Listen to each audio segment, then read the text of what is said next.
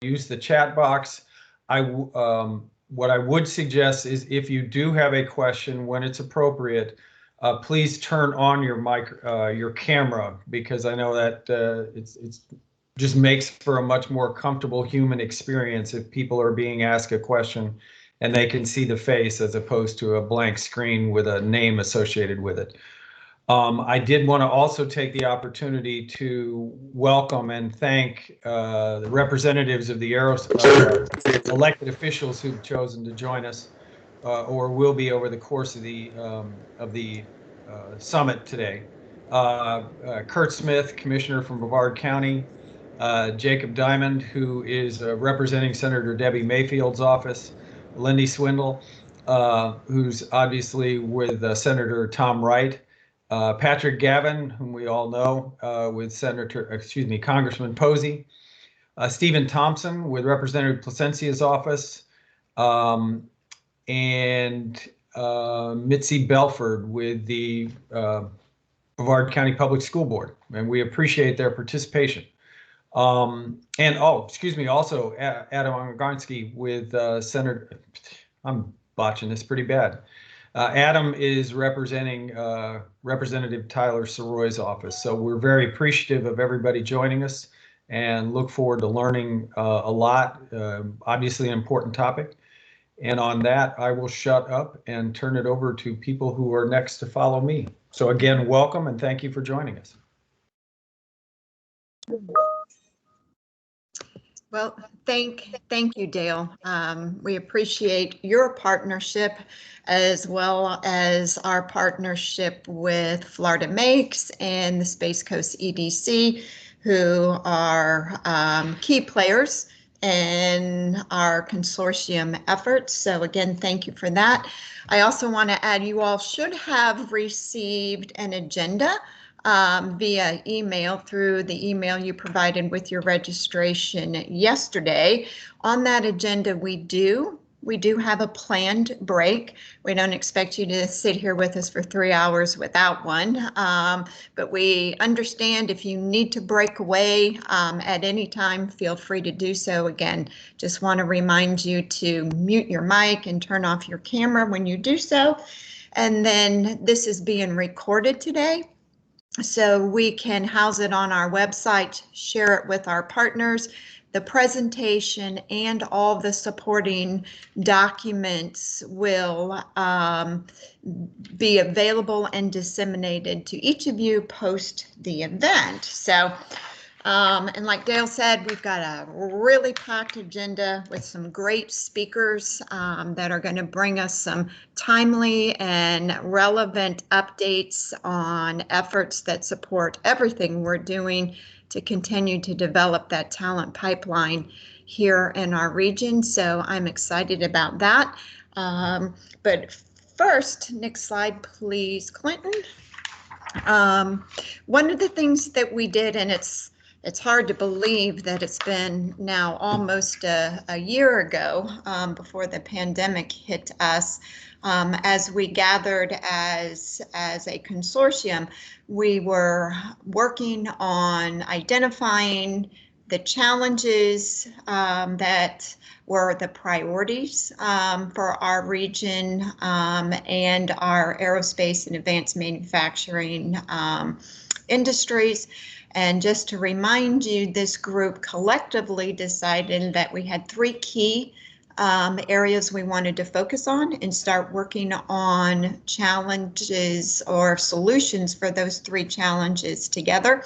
The first being developing local career pathways, and then a strategic communications plan, followed by really looking at the current training offerings, where were the voids, and how do we then develop training to meet those voids. So one of the things that we did last year together is we worked on developing career pathways. So I'd like to share with you where we're at with that at the moment. So Clinton, if you will go to the next slide, please, sir. I have Clinton Hatcher from my team who has worked diligently to help me put this together today. And so he is running all the tech in the background because millennials are much better at that than I am. So what we did is we took all of the information that we gathered in the breakout sessions at the last meeting when we were focusing on career pathways. Our team looked at models in other states. We also looked at what had already been gathered in Florida from our partners at the Florida Chamber, Careersource Florida, and put together what you're looking at right here are 5 key competency areas and then associated occupations under each of those 5 key areas. And again, identifying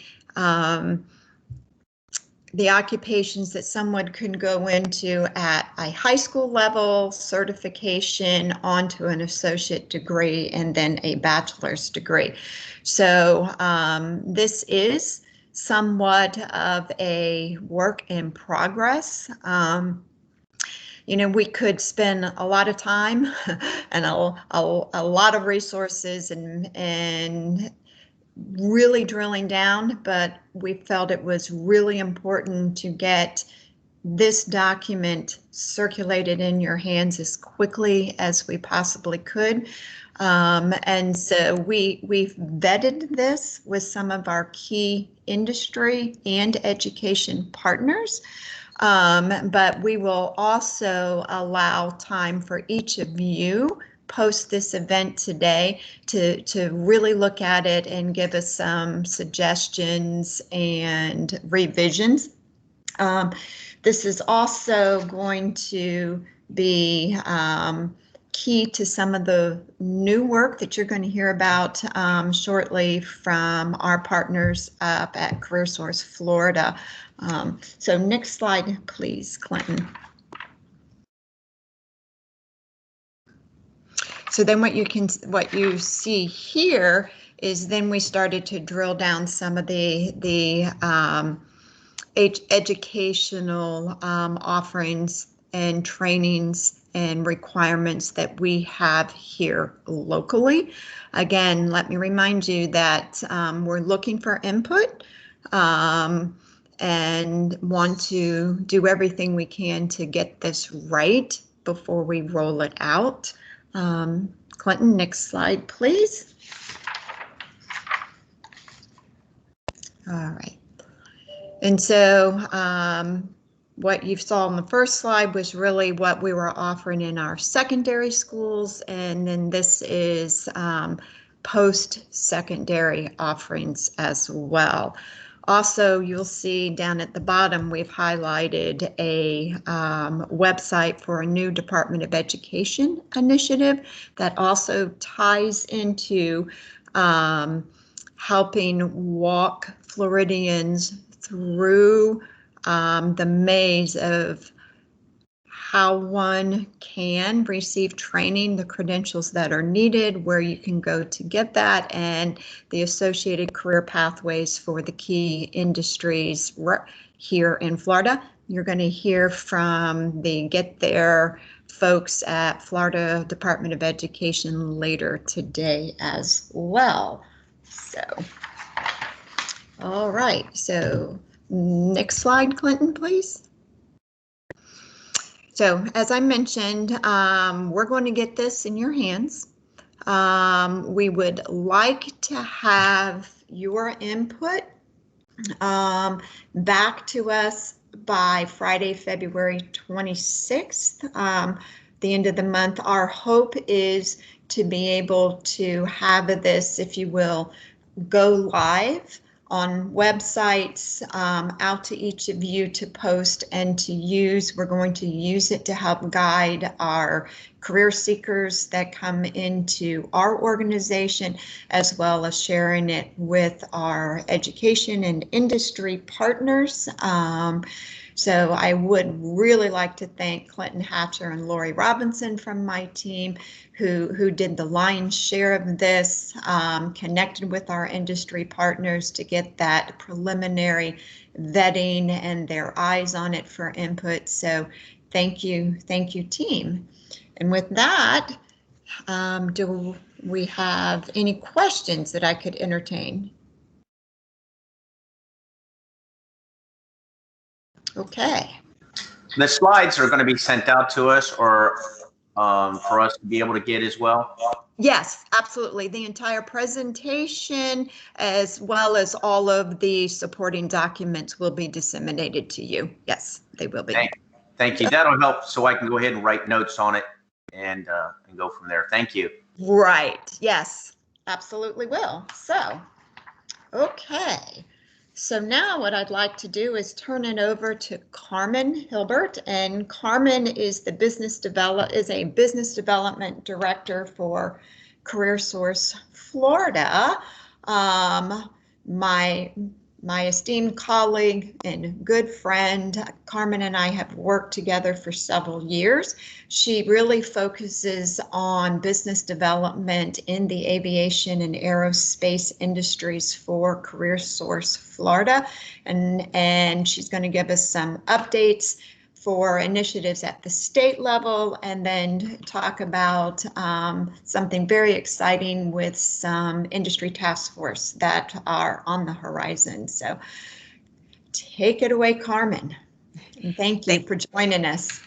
Thank you, Judy, and thank you for having me today. And as Judy stated, we've worked together for several years, and it's a pleasure to work with her and her team on exciting projects. So as Judy stated, I am Carmen Hilbert with Careersource Florida. I work in our Business and Workforce Development Unit, where I focus on aviation and aerospace, as well as information technology. Next slide, please, Clinton. So at Careersource Florida, we have had many conversations over weeks with leaders in business, education, and workforce development at state, local, and regional levels.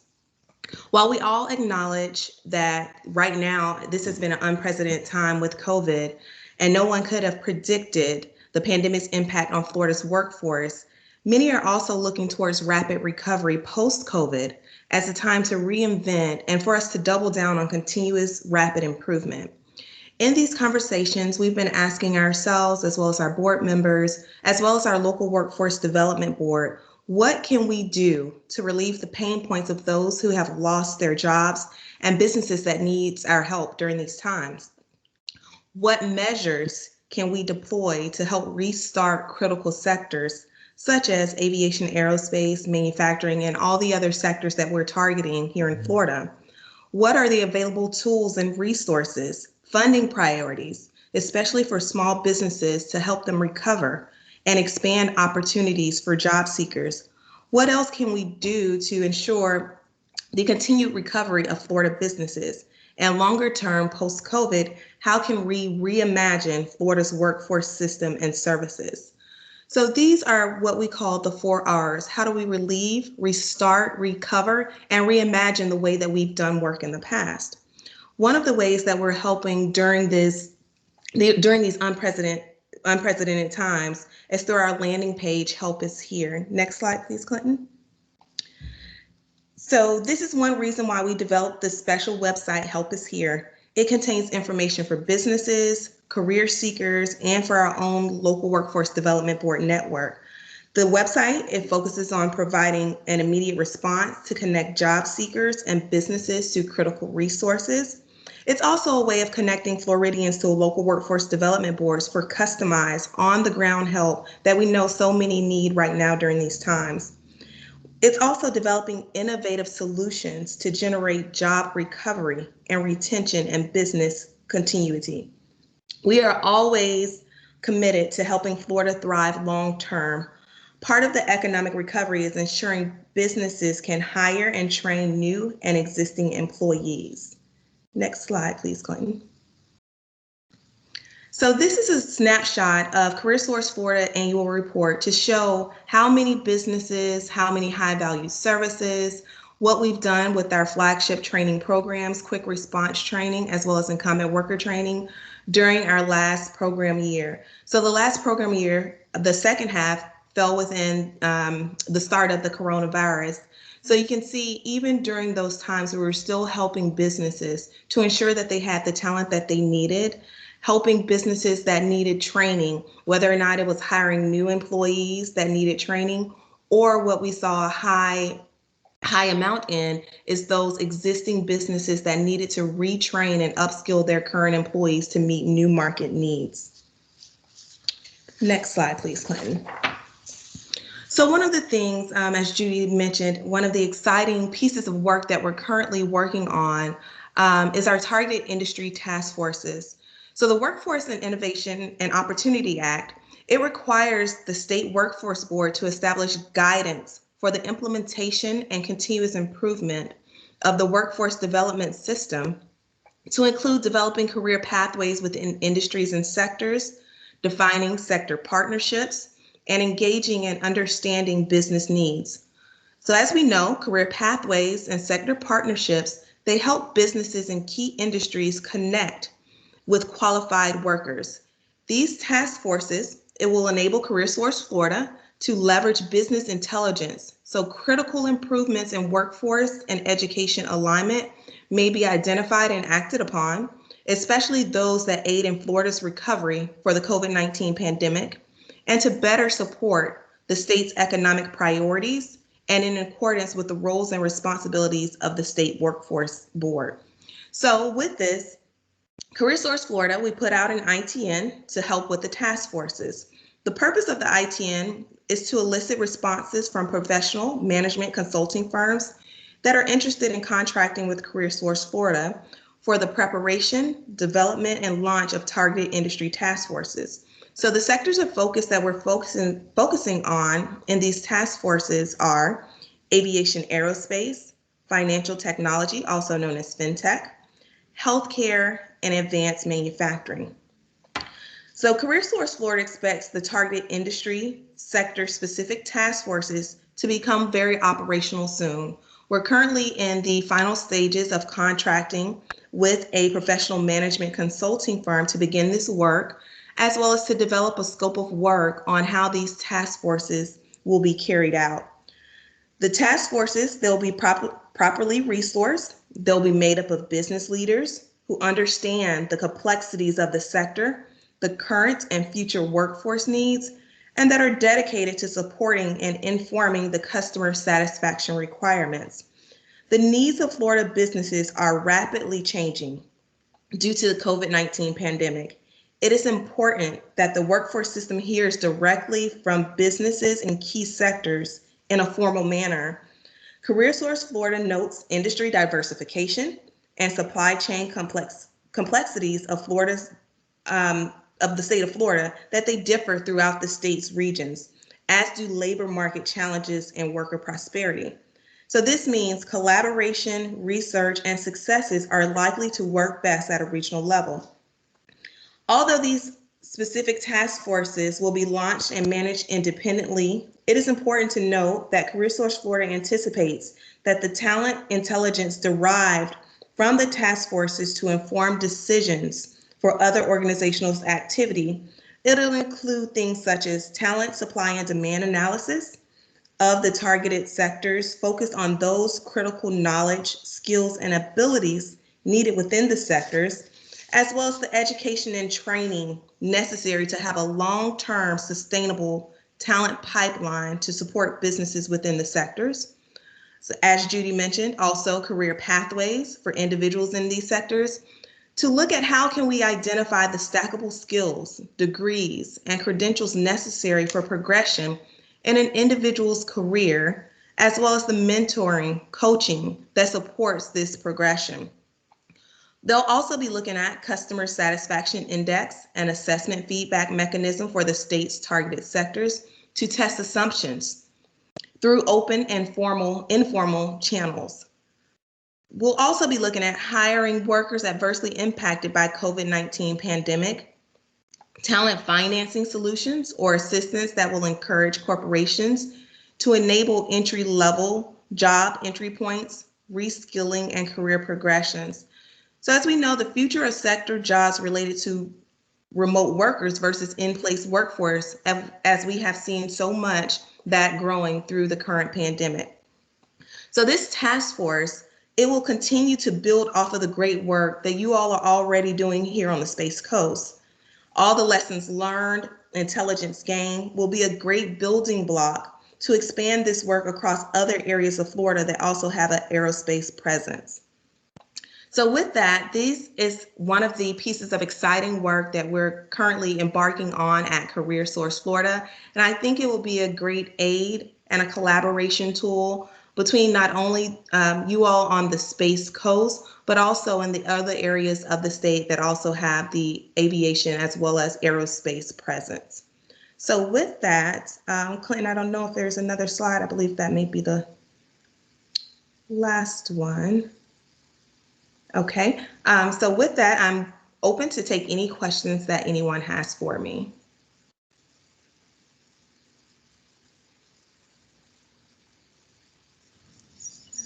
Carmen? Yes. And this is Dan Monchon from Eastern Florida State College.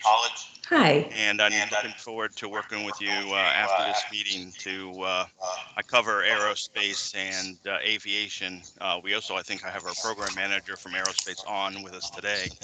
So I'll get in touch with you and Clinton afterwards, because I'd like to provide a bigger focus on the aerospace and aviation sector you were just talking about.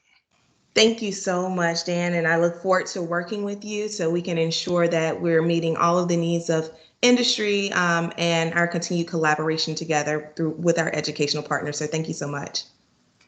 This is Art with Knights. Hi, Art.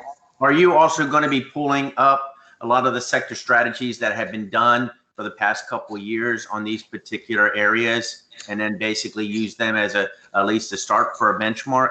Yes. So with the targeted industries that I've highlighted, there are more that are farther along, such as aviation, aerospace, as well as manufacturing. So all of the great work that has been done previously, we're going to build upon that work, not start from ground zero. So build upon the great work that you and others have participated in the past.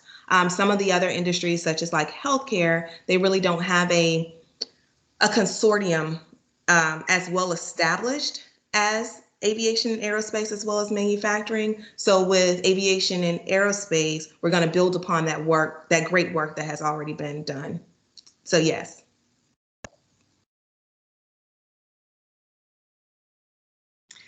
That was a great question, Art, because prior to today's event, Carmen and I have been talking. One of our team members was actually asked to participate in reviewing the proposals for the contractor to take on this effort for the state. So I had a little bit of a heads up of what was coming down the pike, if you will. And so we've talked at length about the importance of laying, if you will, the information and the data and the career pathways and all of the great work that we've been doing at local levels as kind of that foundation building block.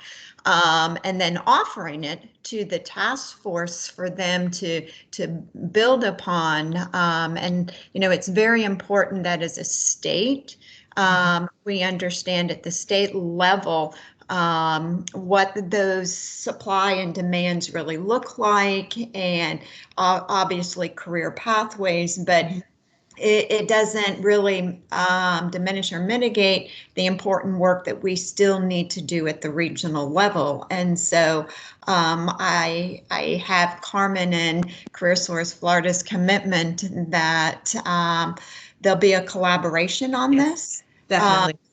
And one of the things, Carmen, is with the participants today, if somebody would like to be considered to be a part of either the aerospace, aviation, or possibly even the advanced manufacturing task force, can they just reach out to you directly? Yes, they can feel free to reach out to me. We would appreciate all of the knowledge that you all have, and hearing directly from industry is so important to make sure that we're on the right path. And as Judy stated, we are going to continue to collaborate hand in hand to make sure that we are building upon the work that is already being done on the East Coast.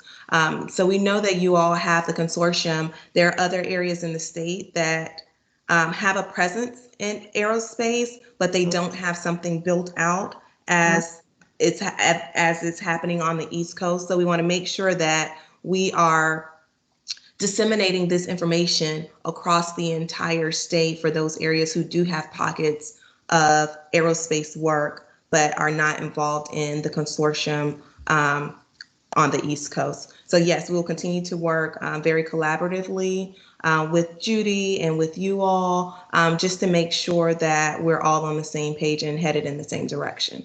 Right. Okay, thank you. Well, and I know you have our commitment to support this, because when you really look at the talent pipeline development and how this talent moves across the state, really, and not only that, sometimes across the nation. Our larger aerospace and Department of Defense contractors are moving talent for projects as they need to. So, it's very probable that someone in the Panhandle working on a Lockheed project could very well be on the Space Coast tomorrow, right? So, right, yeah. All right. Okay. Well, thanks everyone. Thanks, Judy. Yes, thank you. Excellent, excellent. So, okay. We are moving right along. We're doing well on our agenda. So that's good news. So Clinton, the next slide, please. Thank you. So now what I'd like to do is introduce Greg Sutterman. Greg is a senior workforce education strategist with Tooling U SME. To remind you, SME stands for, I hope I get this right, the Society for Manufacturing Engineers. And I know Greg will correct me if I misstated there, but again, you're going to hear a resonating theme today, which really is all around bringing to this consortium the efforts that are happening across the state, and especially over the last year, the projects that we've been involved in to continue to rapidly develop the talent to feed them into the industry. So I'm very pleased to welcome Greg. Thank you, Greg, for joining us. And he's going to talk to you today about a new Certified Manufacturing Associate Training Program that they have offered. And after Greg, I'll tell you a little bit about how it relates to our Aeroflex pre-apprenticeship training program that we've been running for over a year now. But just to remind you, Tooling U is the training vendor for that Aeroflex program as well. So Greg, welcome. Thank you for joining us, and I'm going to turn it over to Greg. And Greg, I hope you are on the line.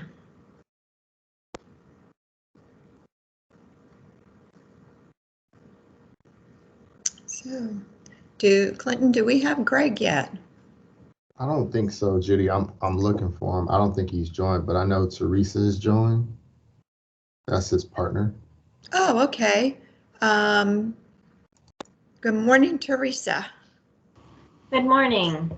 Yes, we are running just a little ahead of schedule. Is Greg where he can hop on and join us, or do you want to take it and run? Well, Greg had this all set up, so let me just quickly get it up Okay. in a meeting, but I'm sending him a quick message. Quick note. Okay.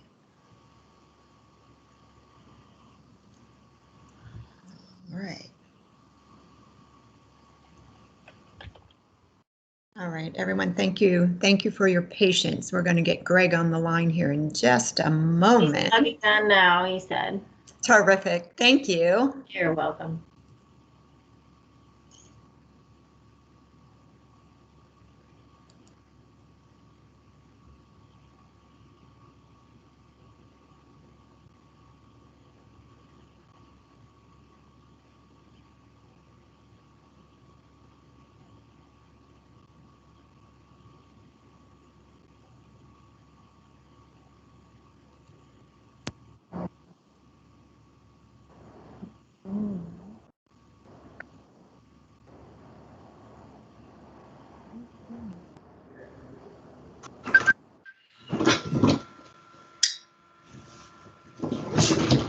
There's Greg. Good morning. Hey, good morning. Good morning. Thank you, Greg, for joining us. We're just running a little bit ahead of schedule on the agenda, so I have introduced you, so you're on, my friend. All right. Hey, running ahead of schedule is a good thing, right? It is. I think so. Usually it's the other way around. I know. Well, hey, I want to thank everyone for giving us a little time here to talk about our new credential that we're really excited about here at Tooling U SME. I know we have around 15 minutes here to talk about it, and we'll certainly entertain some questions and answers here. I also want to acknowledge that we have, I have Therese Sustrich on the phone with me. She's my colleague here at Tooling U SME, and between Therese and I, we support the entire state of Florida.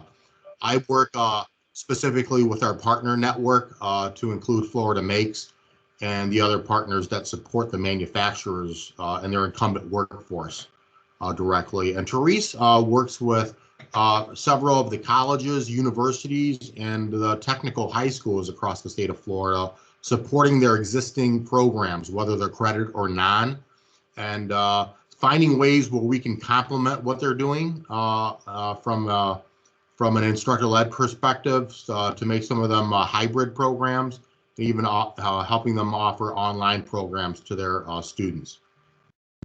So if you can flip forward there. So let me kind of frame this up a little bit. So SME, which is our parent company, which stands for the Society of Manufacturing Engineers, we have always offered a suite of certifications, and some of you may be familiar with some of them. We have our certified manufacturing technologist, our certified manufacturing engineer, which is kind of our the one that we're best known for. A few years ago, we added our certification around additive manufacturing, and then we've always had our certifications around lean. Our most recent addition to that suite of certifications is the Certified Manufacturing Associate. And go ahead and flip forward. We felt that there was a need in the marketplace for an entry-level certification. There are several different industry credentials that were role specific, and many of them took months, if not years, to accomplish. With what's happening in the world right now, where there's so many folks that are unfortunately displaced from other industry sectors, we have to find a way as an industry to get folks from other sectors like hospitality, retail, the restaurant business, with what's happening right now. We have to be able to turn those folks around in weeks and get them into many of these entry-level roles that are still available, even with what's happening with this pandemic. We're finding that these roles are still out there right now. When I say these roles, I'm talking about roles like a production associate, or an assembler or a laborer or a warehouse worker that is a little bit lower on the skill perspective, but it's that entry level role that it's in the highest demand, not only in the United States, but also in the state of Florida, according to the data that we pull on a regular basis. So that's why the sense of urgency for this certification. So we went through our regular certification process, which is about a 9-month process of talking to stakeholder groups across the country. I want to kind of give a shout out to Tina Berger for being part of one of our focus groups and providing feedback around that. We've talked to industry directly, educators, MEP organizations, associations, not only regionally, but across the country. I believe we had around 8 or 9 different focus groups that were going on simultaneously. So the business case for CMFGA, so I'm going to kind of refer to it by the acronym from here on out, CMFGA. It's to address this need for the highest in demand occupations. We feel as it's a gateway to the other certification pathways that exist out there already. It's a national credential that the grant funded projects like to see as they're funding different projects across the country. It's to help the dislocated workers transition from these other industry sectors. It's to support a lot of these different stakeholder groups like veterans, at-risk youth, justice involved, and then even it's even appropriate for the incumbent workforce. Manufacturers are even hiring folks with 0 to little manufacturing experience. They can pass a drug test and show up for work on time. You're hired.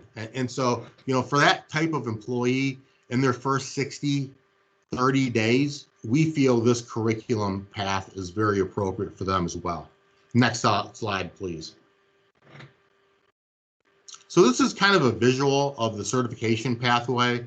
I'm certain many of you are familiar with many of these existing credentials out there right now, whether it's around production, machining, welding, maintenance, or mechatronics and engineering. And I know many of you are going to be talking about that today. We feel where this sits is right in front of all of them. It's that, it's that entry level certification where an individual could be still just trying to figure out where their interests are, what they enjoy the most, where their new employer may have the most need, until they make that decision to go one of these 5 or more routes before they take a lot more time and investment into their career. Next slide, please. And this is just showing you the 3. We pull a lot of data using burning glass data. These are probably the 3 roles that are best aligned to this specific certification: production worker, laborer, warehouse worker, and the manufacturing production technician at the entry level. And these are all very high demand jobs if you look at the hiring data over the past several years and even within the past 12 months. Next slide, please. In fact, the next 3 slides, I don't want to take a lot of time on, but this is the data coming directly from Burning Glass and other sources around those 3 roles. So this is the one around production worker. We can go ahead and breeze through the next 3 slides. This is one on laborer, warehouse worker, and the next one is on the manufacturing production technician, which I know that you have already have an apprenticeship program built around in the state of Florida. Next slide. Let's talk a little bit about the exam here. So in order to achieve the credential, you do have to sit for a certification exam. The exam itself is a 75 item exam. It's all multiple choice. There is a 2-hour time limit. And in order to achieve the credential, you have to pass at 70% or above. The exam is administered online, and then we can kind of deputize you. When I say you, any Careersource facility, even a community college or a high school, we can have you proctor the exam. That's just a form that you have to fill out, and you can do that either virtually or in person as far as proctoring it. As far as the exam cost, it's really around what audience we're looking at, whether you're in high school, which is the lowest cost, and then if you're a college student or a dislocated worker, it's $75, and then if you're already employed, you're in the incumbent worker category, it's $125. And then there's a retake cost, which is generally around half the price of the original cost of the exam. So it is, the cost is definitely by the audience. Next slide, please. We do, and as you would imagine, at Tooling USME, we have an optional preparatory program for the exam. I mentioned there's 75 items, multiple choice on the exam. We are pulling 3 items from each of these 25 courses. So in order to be fully prepared for sitting for the exam, you would, or to be best prepared for it, you'd want to go through these 25 courses. Each of these 25 courses, if you're familiar with our content, each of these courses is about a 1-hour learning experience. That starts with the pre-assessment, goes through the actual content of the class, which is audio, video, simulation, quizzes, and then each of these courses culminates in a final exam itself. What I tell folks, if you're passing the final exam of each of these courses at about 80% or above, you can feel really good that you're going to be prepared sitting for the credential exam for the CMFGA. I like to throw in these 2 bonus courses. These are fairly new courses that we came out with about 3 or 4 months ago. They're at the bottom. You won't be tested on these courses in the exam, but if you're coming into manufacturing brand new, I think these 2 courses are critical. Manufacturing 101 is just kind of laying out what the manufacturing industry is all about. It's a great class for someone coming into that from like retail or hospitality. And the next course, which is the Careers in Manufacturing class, is an extension of that first class, Manufacturing 101, where it identifies all the different roles within the manufacturing sector. It literally takes you through the plant and identifies, this is what an assembler does. This is what the manager does. This is taking you through the warehouse, and this is what the warehouse person does. Logistics. It even takes you through the office. It tells you what an HR person, marketing, and the leaders, what they do, the salespeople. So it's really cool. You can literally walk you through the plant, and hopefully, if you're taking the class, you can identify, 2, 3, 4 positions that you're like, aha, that sounds interesting. Let me learn more about these 3 or 4 roles. So it's a very nice, what I like to call a career exploration course that I like to bake into this 25 courses if you're new to the manufacturing sector. Next slide, please.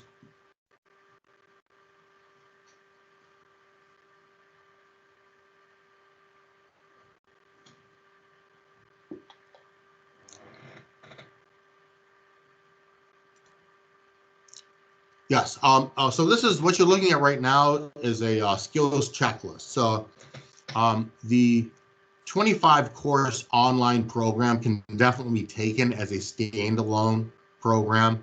But when we're working with our educational partners, we do encourage them, if they do want to supplement that somehow, or if we're working with a manufacturer who may want to provide some hands-on experience, or want to validate, if the person does really know how to exhibit the fact that, exhibit the skills that they just learned, we do provide a skills checklist.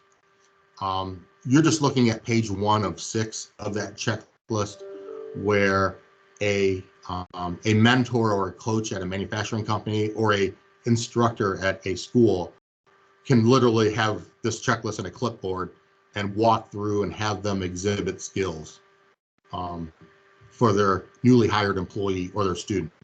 We think this is a pretty helpful tool. Next slide, please. Oh, we're at the end here. So I know we only had like 10 or 15 minutes. So I kind of had my accelerated version of this presentation. So this is the contact information for Teresa and I. Again, we're really excited about the certification and supporting the state of Florida as you work to support manufacturers across your state. At this point, let's go ahead and open up the open to questions and answers. I think we have like 5 or 10 minutes for that. And Greg, we have a question in the chat room from Pauline. She was asking for the salaries that you quoted in the presentation. Are those with or without a college degree? It's first of all, that's not state of Florida specific data. Right. It is National. it's national data, and it's without.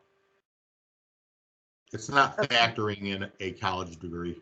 Right. And then Juliana Kirby. Juliana, you had your hand up. Did you have a question for Greg? I did actually. I had 2 questions. So, Greg, is it possible that if a participant is going through that series of classes and hopefully getting the credential at the end, that if they do enter into an apprenticeship with an employer, either during or following that coursework, that if they've completed that coursework and then come into an apprenticeship, is it possible that if that learning is applicable to the apprenticeship, that it could be actually credited to their apprenticeship as credit for prior learning?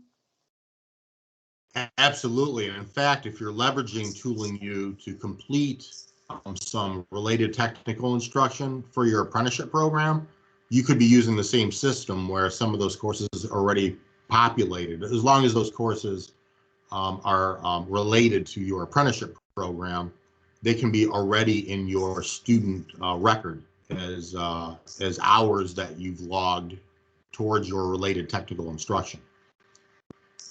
Great, thanks. And then my other is actually more of a comment.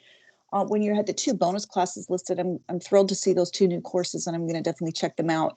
But I'd also suggest if the employer happens to be in aerospace, that Tooling U SME had actually developed along with it was an Aeroflex ask, and Aeroflex employers participated in developing the content. But there's a course that's available through Tooling U SME, also called Aerospace 101. It's a publicly available course, but it certainly could, I'm sure, be a great bonus course there too. And it's very basic history of flight, difference between Astro and Aero, and some of the career pathways available in aerospace. So perhaps that'd be another good one to list as a bonus course. You know what? That's a great point, Juliana. With the initiative we had out with you out in California. Mm-hmm. It's basically an aerospace version of the careers in manufacturing class.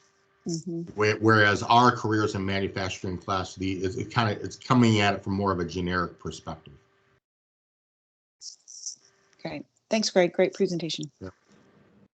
Yes, great. And Greg, we have a couple of questions in the chat room. Folks are looking for what the cost of this class is, and again, are the students responsible for that cost and for the testing for the certification? And I'll let you answer, and then I'll follow you.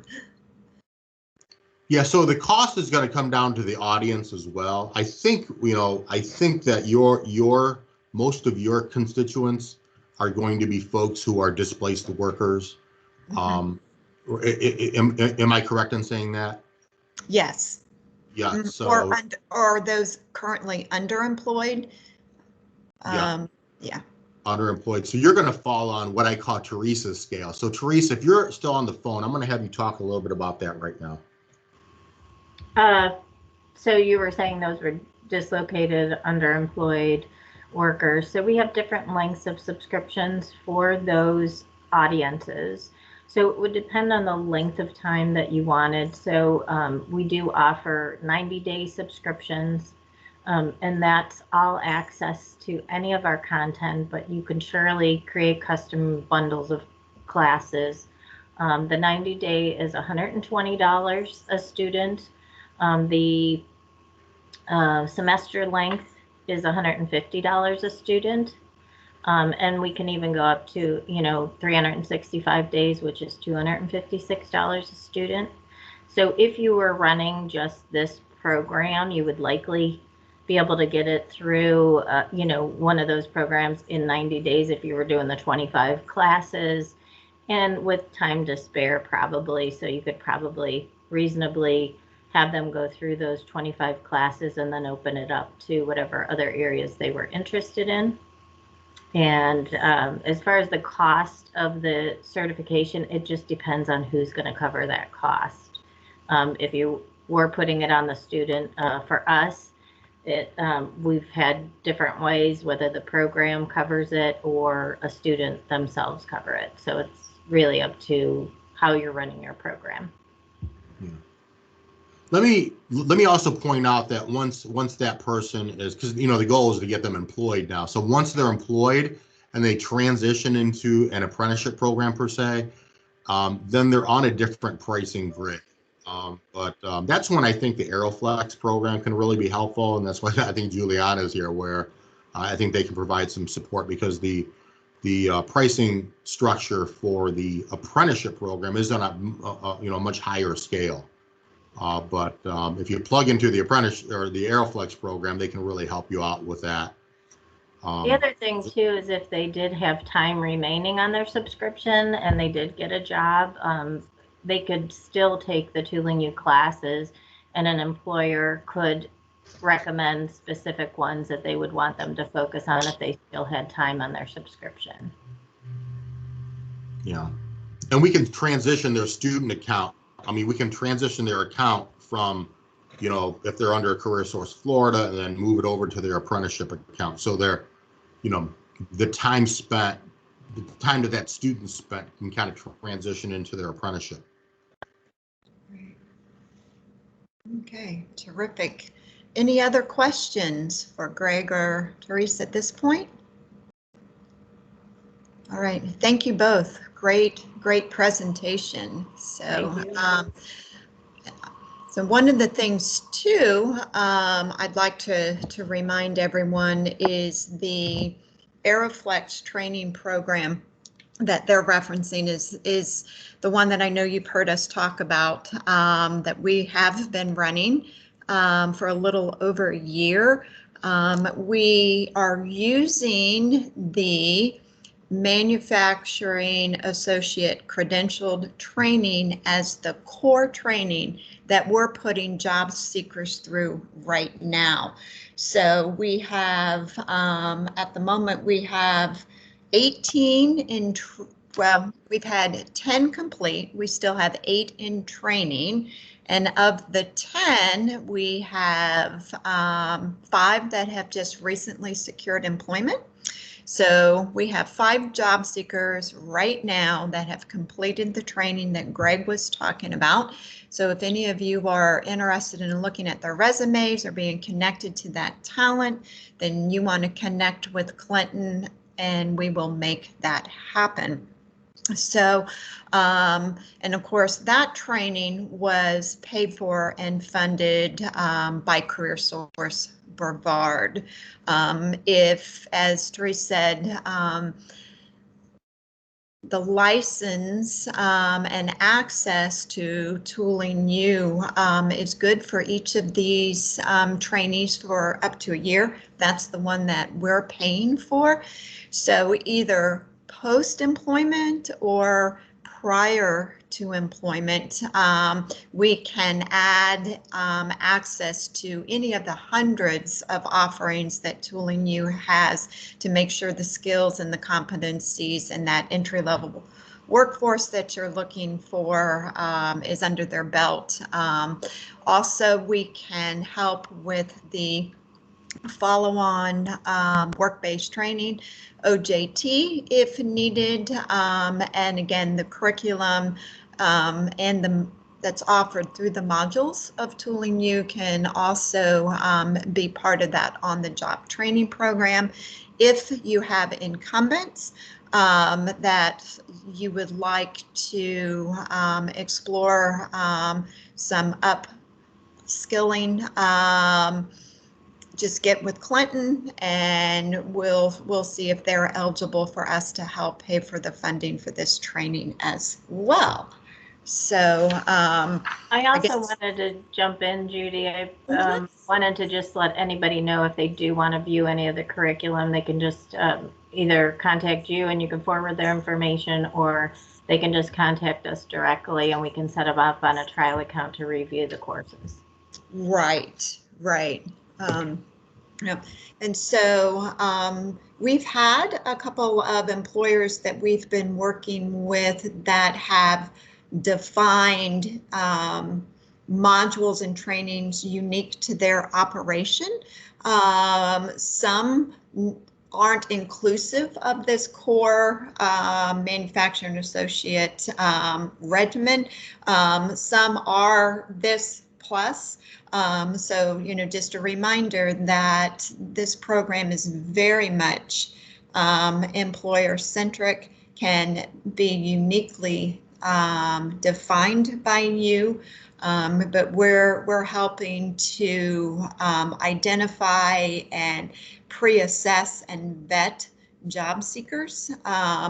We're spending a week with them before the technical training, doing work readiness type training, soft skills training before we even put them through that core technical training. However, that core is designed and defined by each employer. And then we turn them over to you for continued on the job training. So with that, does anybody have any questions about the Aeroflex program? Okay. I'll take your silence as you're still there, but have no questions. So if you do, you know how to reach me, you know how to reach Clinton. We have that great partnership with Greg at Tooling U, Juliana at Training Funding Partners. So we're all here to help get that talent with the skills and competencies that each of you need to you as quickly as possible, and also help pay for the cost of that training. So, all right, next slide, please, Clinton. I don't see any other questions coming in for Greg, so thank you. Thank you very much for your time, your partnership, and too, I'd be remiss if I didn't mention that one of the things Tooling U does extremely well is, whether for incumbents or those that may be enrolled in our system and going through the training, if we have a trainee that we see is struggling with a module, they have industry partners and mentors that they connect each of those trainings with to help them understand the skills and the competencies that are being taught in each of those modules too. So, okay. One of the things we asked today is for our local apprenticeship run partners to give each of you an update on where they're at. I can tell you that I've been working close with Brian and with Tina and with Alice. One of the things that we all agree upon is important is making sure that as we develop programs, the skills and competencies and credentials are stackable to the very best of everyone's ability. Credit for prior learning is important, so that as we have individuals navigating these training programs and career pathways, that we make sure that they're not having to hit a reset button every time they might move from one employer into a different, who requires a new credential or a different training program. That again is one of the reasons why we're here today, why we continue to collaborate and talk with our industry and training partners, is to make sure those types of collaborations and acceptance of one program to the other is happening. So like the Aeroflex program, like the Certified Production Training Program that the EDC has been running. We're doing everything we can to give credit for prior learning to move folks from these credentialed entry-level trainings on to registered apprenticeships. So if we have Brian on the line, I believe we do. So now I'm going to turn it over to Brian Cam, who is the founder and lead advisor, as you know, for the Space Coast Consortium Apprenticeship Program. Brian, thank you for your partnership. Thank you for joining us. And I'll let you give your updates. And then we'll roll to Tina Berger at Florida Makes, and then Alice Jones with the Space Coast Machinist Apprenticeship. So thank you all. Well, thank you, Judy, for the introduction here. And can you hear me? I just want to make sure you can all hear me. I can hear you well. All right, very good. Thank you. All right, so since we only have a very short time frame here to give our updates, give you just a little bit of background.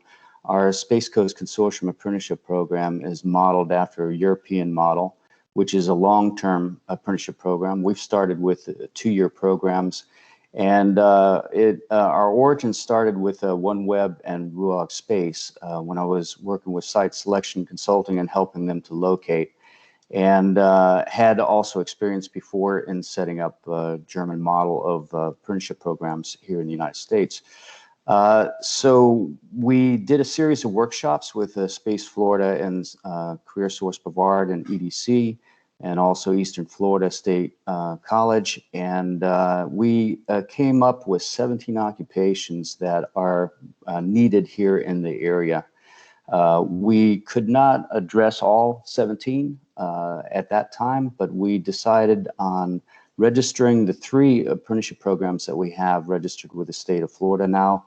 And those are mechatronics technician, advanced CNC/DNC machinist, and fiber composite technicians.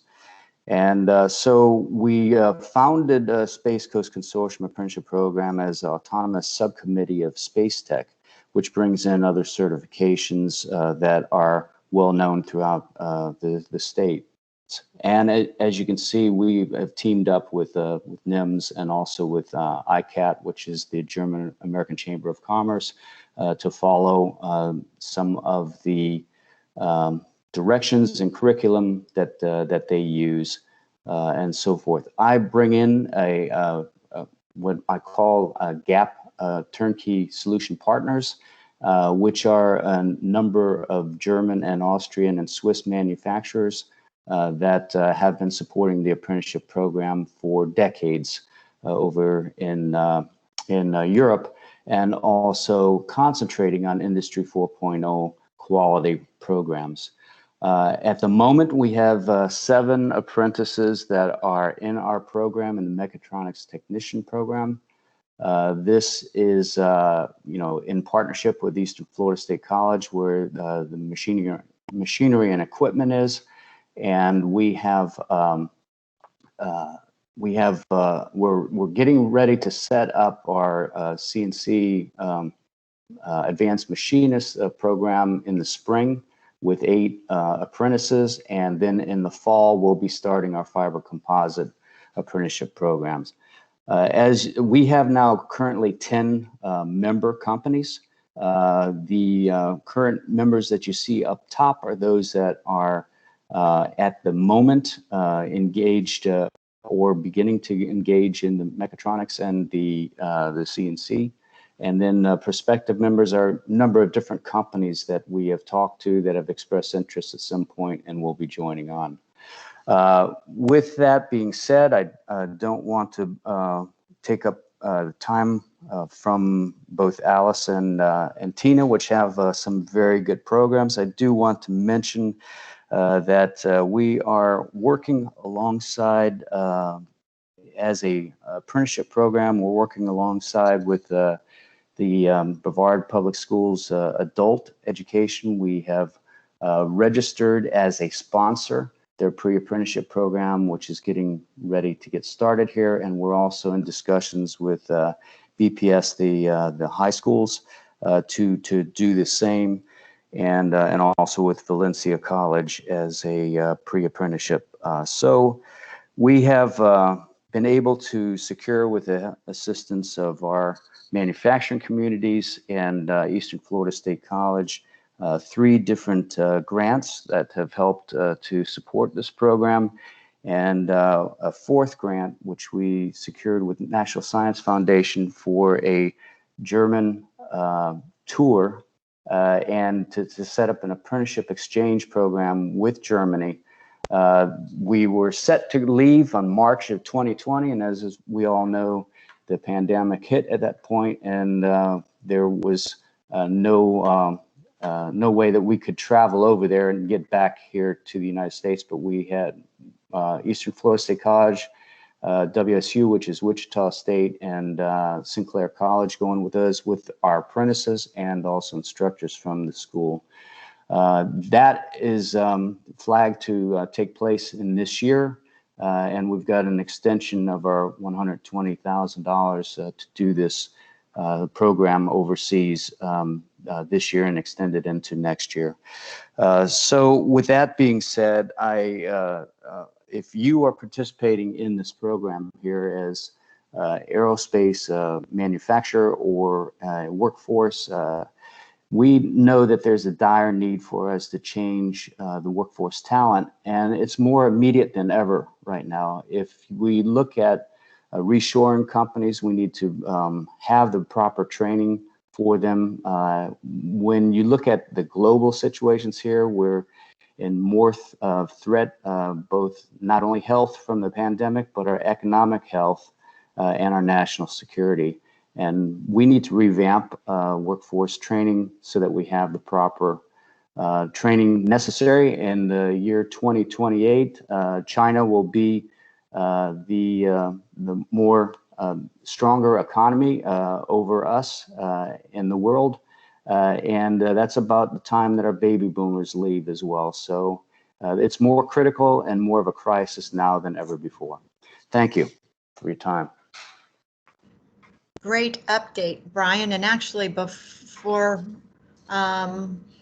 we let you off the hook, there's a couple of questions that are coming in for you from the chat room. So the first one is, can you address you know, how you went about doing the outreach to prospective companies, and if someone wanted to be considered as one of your host industry partners, how would they go about doing that?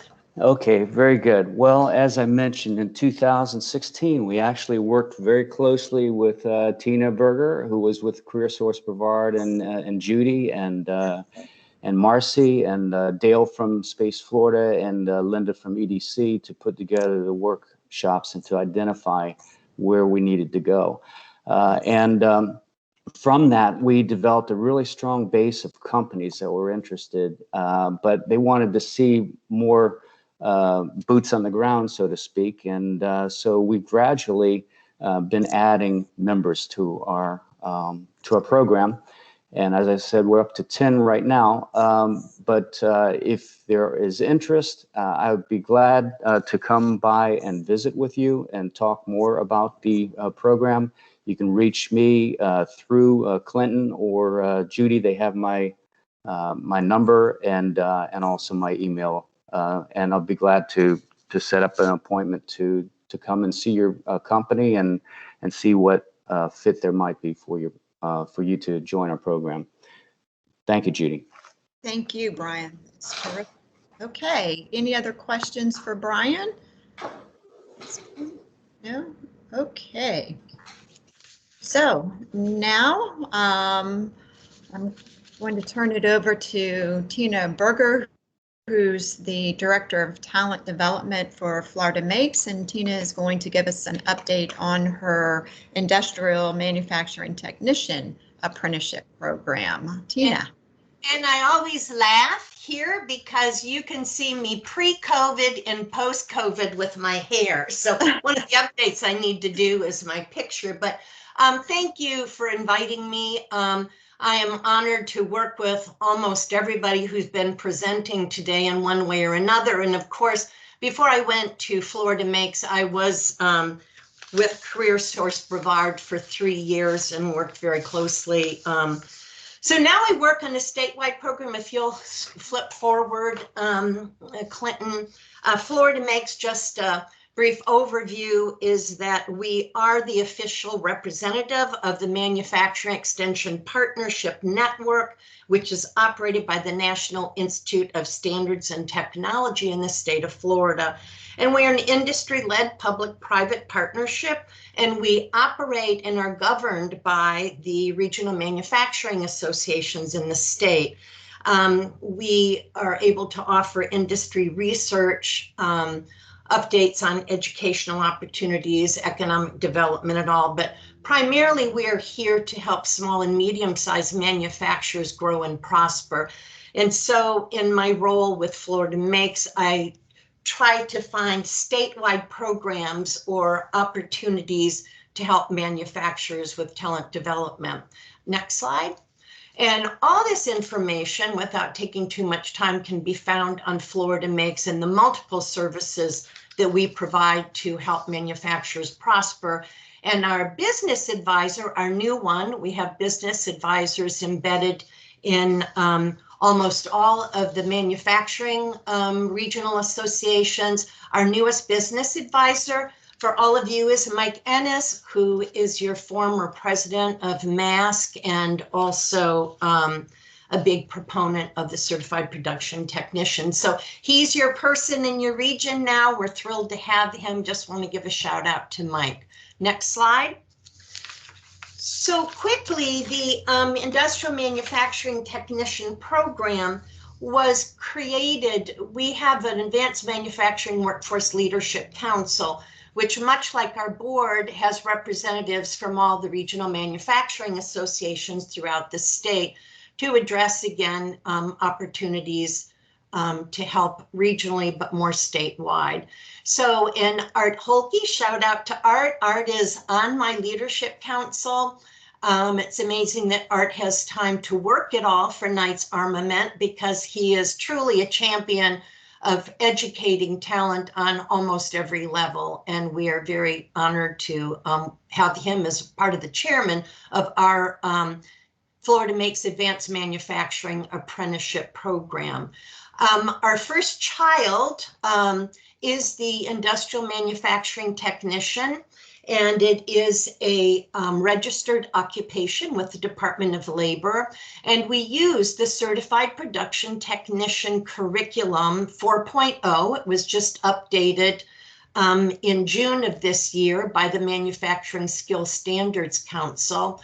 So we created a competency-based model. The manufacturers gave me the task of creating a program that could be implemented statewide, that could be available online, on demand, without some of the barriers to traditional apprenticeship programs that are pretty much done regionally, as an alternative path to those who could not get to a classroom. And so we really worked almost a year on this because when you're doing a statewide program, you have to bypass a lot of the things like your committees and, you know, who gets in, and to make this really a very simple turnkey program. So with the help of manufacturers and Ted Norman, the state director of apprenticeship, and our friends at Careersource, et cetera, we did come up with this program working with the Manufacturing Skills Standards Council to create this online program. And it is a one-year entry-level program. It can go a little bit further than obviously the program that Greg started with, but we're also talking about, you know, crosswalking all of these apprenticeship programs, how we can all feed into each other and give prior credit as people move through careers in manufacturing. So we have a 200-hour online curriculum. Again, it is the Certified Production Technician curriculum. And then there are 2,000 hours of on-the-job training. As with all apprenticeship programs, they must be full-time employees. And I don't want to get into all of the different things here because I'm condensing an hour presentation into about 5 minutes, but happy to engage with any of you after this. But they learn all the basics. They also wanted this program to not be specific to any occupation, that anyone entering into an manufacturing occupation, whether it's machining, welding, food production, biomedical, whatever it is, that they would get those core foundational understandings of manufacturing, then to move on to higher skilled labor. So they also wanted low cost, because we all know for manufacturers, you know, the world has changed a lot, their profitability, they're competing globally now, not just with the company down the street. And so we also needed to get a program that was very affordable. So we contracted with MSSC. We have our own, if you will, university with the Amitral e-learning platform. And we've created a complete digital online engagement program for manufacturers. So it really is build a better employee within your own organization. So we have a complete training guide for your mentors, your journeymen who are training them. But by doing all of that, our tuition is only $950 for the program. And again, Careersource, it is eligible for Careersource funding, Veterans Florida funding, all kinds of different grants. And our business advisor, who in this case would be Mike Ennis and myself, would help you if you wanted to seek reimbursement for this training. It does not require that the apprentice sit for the certified production technician assessment. However, because they are taking that training, we do encourage them to do that, but it is not a requirement of the program. But if they do sit for the certified production technician certification and pass, once again, it does articulate into 15 college credits in the state college system in Florida. So they will not only earn the certificate of apprenticeship from the state of Florida, but they can also earn that national certification. And so that's the basics of it. Next slide. And what manufacturers are really looking for is something that's very flexible as another opportunity, particularly as we were launching this program, COVID hit. So when you think about the schools that were closed, et cetera, this is done completely online. And the related competencies, instead of being taught in a classroom, are really being taught in the facility. So if you have MSDS sheets, instead of looking at examples in a classroom, your mentor is going to take them right over and show them what your company's is. So you're going to be responsible for delivering the training that you need to satisfy that competency. Very simple program. We at Florida Makes manage the whole program. We manage all the administration of it. It's a pretty turnkey plug and play model. There's no travel involved. They don't have to go to a school, particularly in rural areas. If the school, and again, this is a statewide program in the center of the state, the closest technical school may be an hour and a half or 2 hours away. The apprentices proceed at their own pace. Not everyone does well in a traditional classroom. So there's been a great deal of success for letting, proven that online learning allows students to learn at their own pace, but also make mistakes without being embarrassed, etc. This program allows the apprentice to work all day, and instead of having to come home and, you know, say bye to their kids and go sit in a classroom for a couple of hours, if they choose this path, they can put their kids to bed, log in anytime, any place, and take the curriculum. And again, they will receive the state of Florida's certification. And then we really hope that this, again, steps them into and articulates into other registered apprenticeship programs. It's particularly attractive to women and single parents and underrepresented populations who do not see themselves typically as college bound. And again, it's a very low cost of participation for the employer. I will say Art was our first apprentice. He put someone in as one of our sponsors, and his young lady, Crystal, was a single mother without a driver's license. So she was the perfect kind of poster child for who we're trying to reach with this program. And we're certainly not trying to discount the need for that traditional hands-on learning, but the manufacturers in the state wanted to see a different program that does not go around the school schedule, etc. I think it took us a week to get Art's young lady registered in this program, and she literally started a week and a half later. So it's start and stop, and it is the 2,000 hours. And so for any other information, please don't hesitate to contact me or Judy or Clinton or anyone. We'd love to help you get some of your entry-level employees into this program. And thank you again. Tooling U is the national training partner for the MEP system.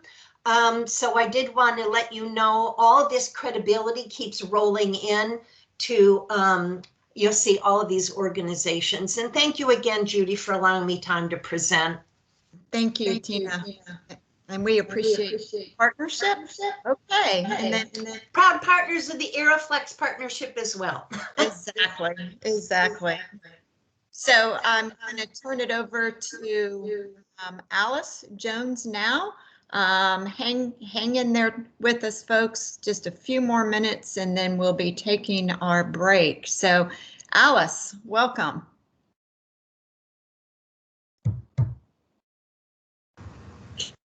Can you hear me? Yes. Can you hear me now? Yes, I can hear you. Okay.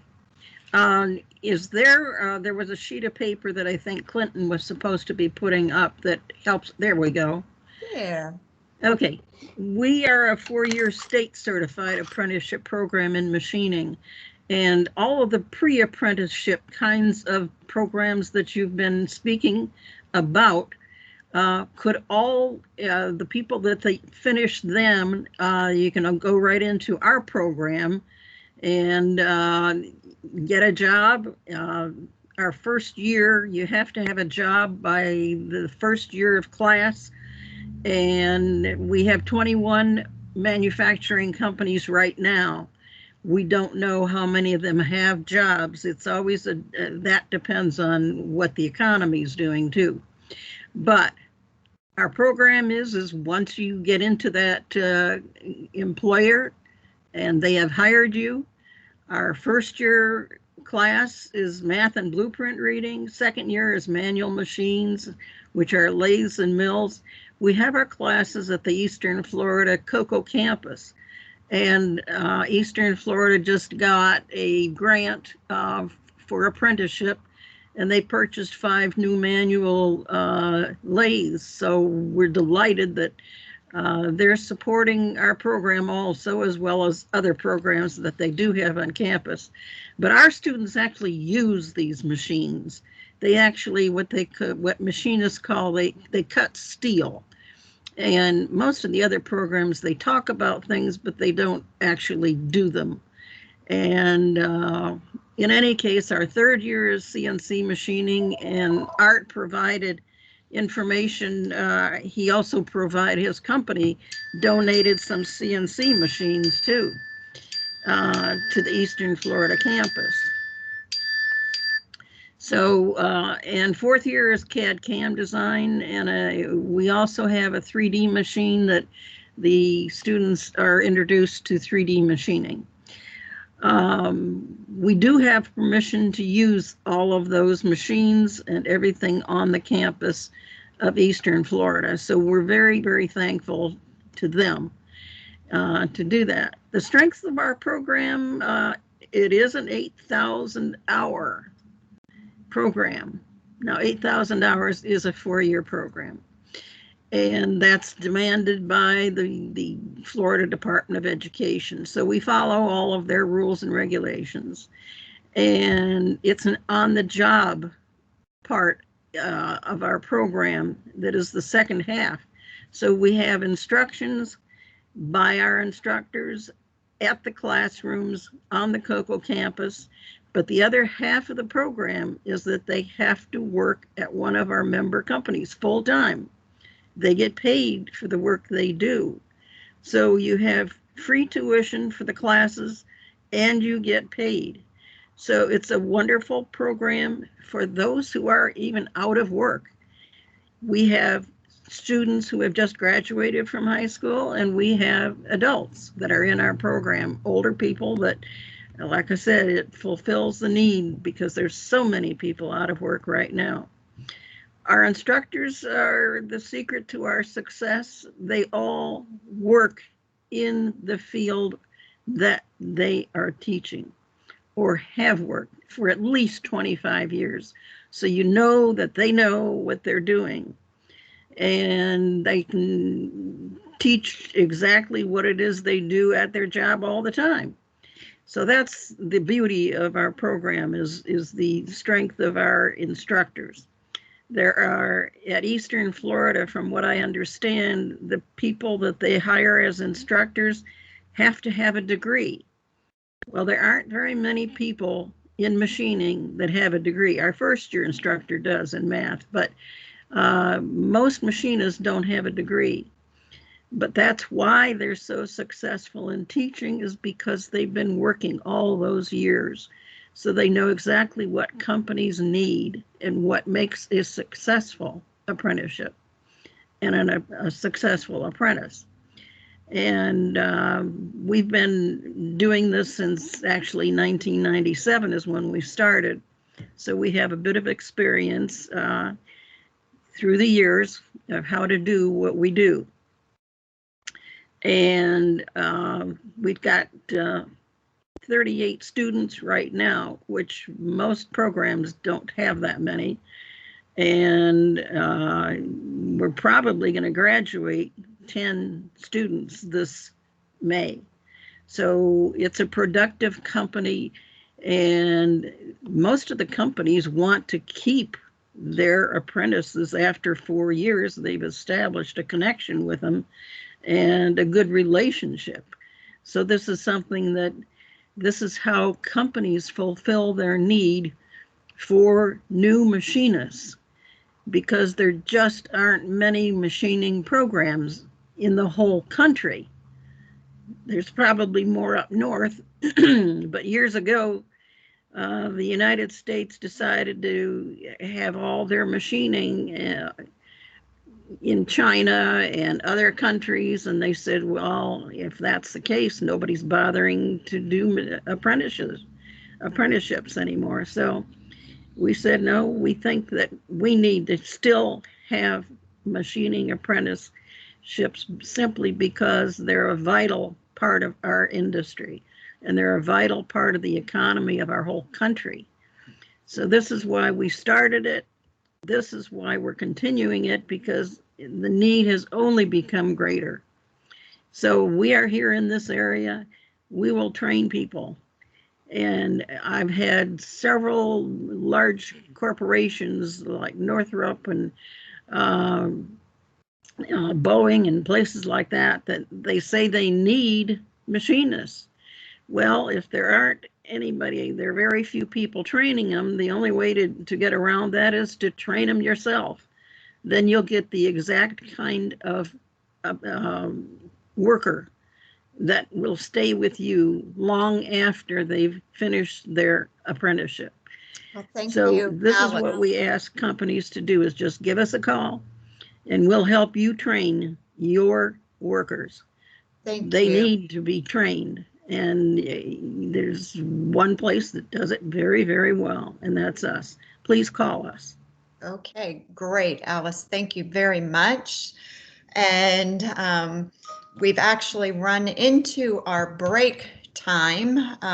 So I really, really want to keep us on schedule, especially now on our agenda is an update from Frank DeBello.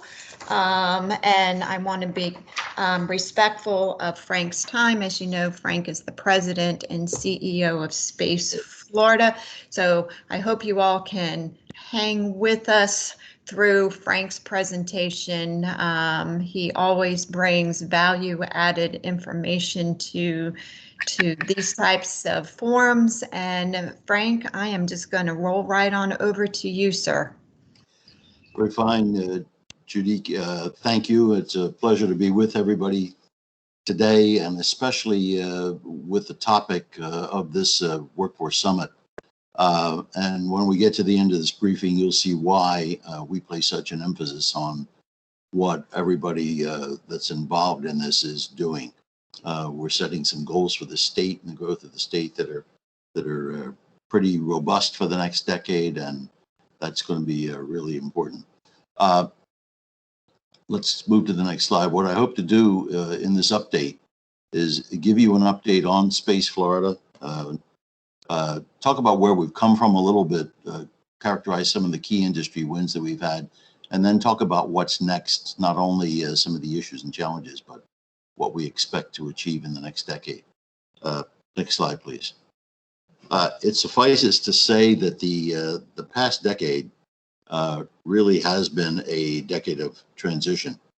We've come from a period where we were faced with the shuttle retirement, which was in July 8th, 2011, and we had lost some 9,135 jobs, plus probably double that in terms of the local community impact and the economic impact to the state, to a point where the Cape Canaveral Spaceport is now the world's leader in launches. Last year, we not only had a birthday of achieving the 70th anniversary of the spaceport and reaching a milestone of over 3,700 launches, but the U.S. led China in total launches for some 38 launches, and that was the first time in the last 4 years where we have launched more than China. What's significant about that, though, is that 32 of that 38 were from the Cape, were from Florida. So we've really established that Florida is the launch capital for the U.S., and we intend to keep it that way.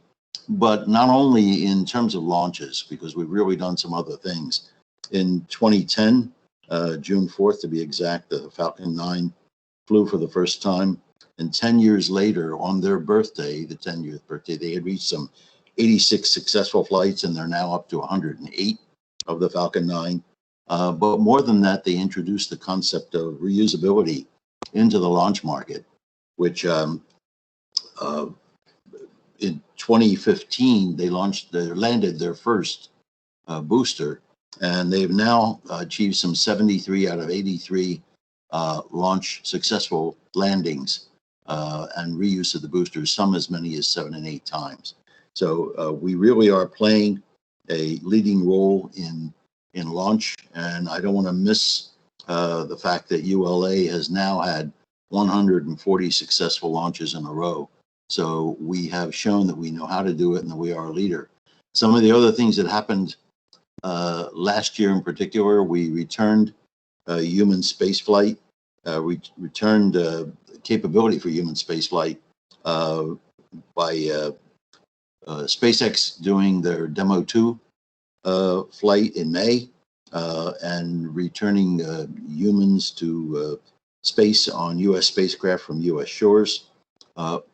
NASA launched its Mars 2020 rover in July with Perseverance on board and Ingenuity as a really a roving surveillance platform on Mars, but 2 other nations also launched to Mars. So clearly space has become not only internationalized, but as you'll see, it's really become democratized. One of the other significant things for all of us is that we've launched a first polar launch from Florida, and it's just been repeated again a few days ago, as well as we have now gone into the operational mode with SpaceX Crew Dragon 1.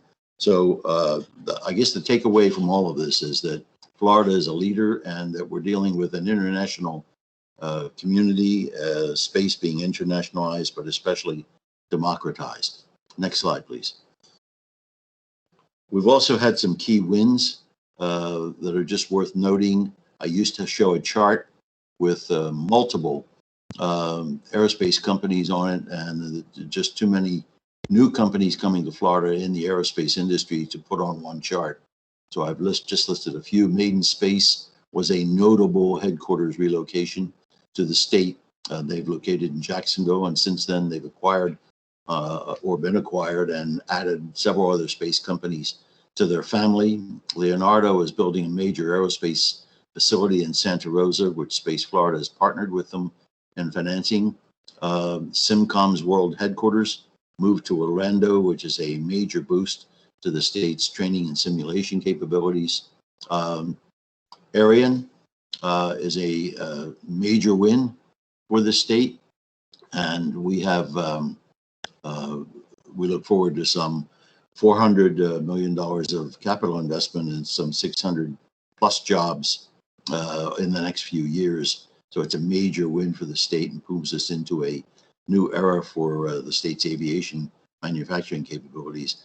And then CAE and others are really boosting the simulation training, modeling, and training capabilities of the state for a variety of our future markets. And I'd be remiss if I didn't comment on the growth of the supply chain in the state. We've had multiple new companies either start up, expand, or relocate to the state that see with the activity that's happening here and filling in on the supply chain growth that we need. Next slide, please. One of the key areas for us also, besides what we're doing now, is capital formation in the state. And capital formation fuels not only facility expansion or new facility and infrastructure build, but it also fuels the innovation community that we need, which is a big driver in supporting the growth of our workforce. So we really focus on that. We work with the Florida Venture Forum and conduct a number of early stage and aerospace capital catalyst events.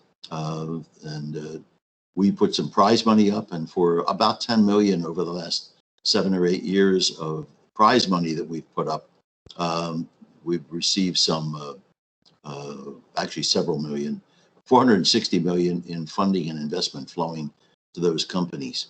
The Israeli MOU or joint venture that we conduct with the Innovation Authority in Israel has just completed its 7th call and listed 4 new awards, which are part of some 31 total awards that we've granted under the program.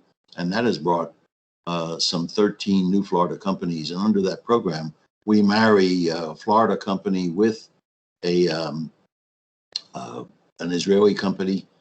They joint bid on research activity, and awards are given for the best proposals. But it has resulted in entrepreneurial growth, innovation, industry growth in the state, and we're really proud of what's happening there.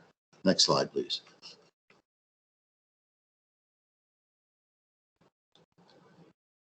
I think we all know that the aerospace industry up until 2019 had some 10 years of continued growth. In 2019, there were some 909 billion of total sales revenue generated, with 148 billion of exports, and making a between 80 and 90 billion dollar balance of trade, positive balance of trade contribution to the nation's well-being. Space led that growth with a 9% growth in 2019. 2020, clearly COVID hit. We all are aware that global air traffic dropped significantly. Major airline fleets were grounded. Major revenue losses for the airline operators. The manufacturers saw new aircraft orders canceled. Putting aside any difficulties they had, the marketplace itself had the impact on those manufacturers. And what we're all aware of from a workforce perspective is that global supply chains, which had taken years to build overseas to manage costs, had been disrupted. And in every array of less fortunate things that happens, there are always opportunities. The fact that all those aircraft fleets were grounded and didn't take away the fact that they need to be maintained. MROs in Florida expanded during that past year, and we've seen an increase in the deal activity associated with new MRO capabilities, as well as advancing the technology for how MRO is conducted, which will have an impact on workforce. We see as companies were addressing COVID that they were re-examining how they work and re-examining their need for facilities and also where they are located. And that's created a number of new R&D and manufacturing relocations. And Florida has also been attractive to many of these aerospace companies as they look at the disruptions in their global supply chain. And they see Florida as an opportunity to reshore some of that chain closer to home where they can control it and build it. Next slide, please.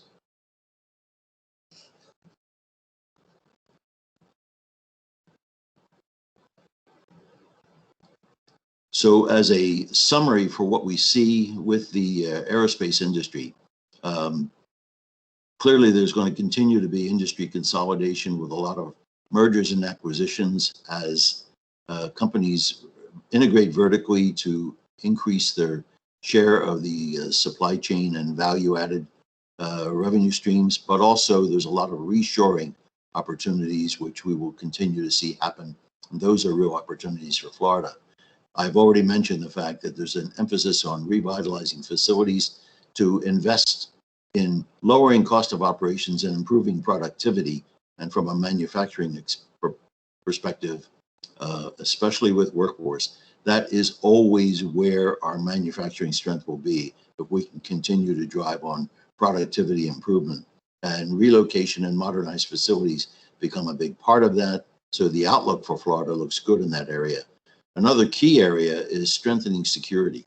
And you all know what CMMC and cybersecurity concerns have been, not only for the manufacturers, but for our R&D companies. And there's going to be an increased emphasis on cybersecurity in the management of the supply chain. I think we'll all see from a workforce perspective, increased use of AI and robotics and next-gen technologies, and trying to keep up with those in our workforce training programs is going to be critical. And companies will really work on not only acquiring skills, but maintaining those workforce skills to retain them in the companies, as opposed to losing them to other companies, because growth opportunities for Florida have to draw from the next generation workforce. I mentioned that space industry led the growth in aerospace at some 9% in 2019. Well, last year, the industry outdid itself again and grew to some 448 billion, with about between 75 and 80% of that coming from commercial companies. And what's driving that is our insatiable demand for bandwidth, and also what video and data services and the demand for that are doing to our increased use of bandwidth. The fastest speed or the slowest speed that we'll tolerate is really the fastest speed we've ever seen. And that is really happening across the board and globally. There's also a need for global interconnectivity, which is driving the deployment of new constellations, new systems, and new networks. And that in turn is having an impact on launch and satellite demand. We estimate some 50,000 satellites will be put in place in this next decade. And that's across some 26 different constellations and major companies that we track. But apart from all the stuff going up into space, which will create space debris problems and enable increased commercial space activity and space traffic management, becoming increasing issues which the industry has to deal with, it will also have an impact on the ground to create new value-added service companies to take all of the data that they create and the communications bits that they transmit and allow those companies to value add and create products that are the kinds of companies that typically grow 20 and 30% and are what will position us to lead in this new decade of commercial space. Next slide, please.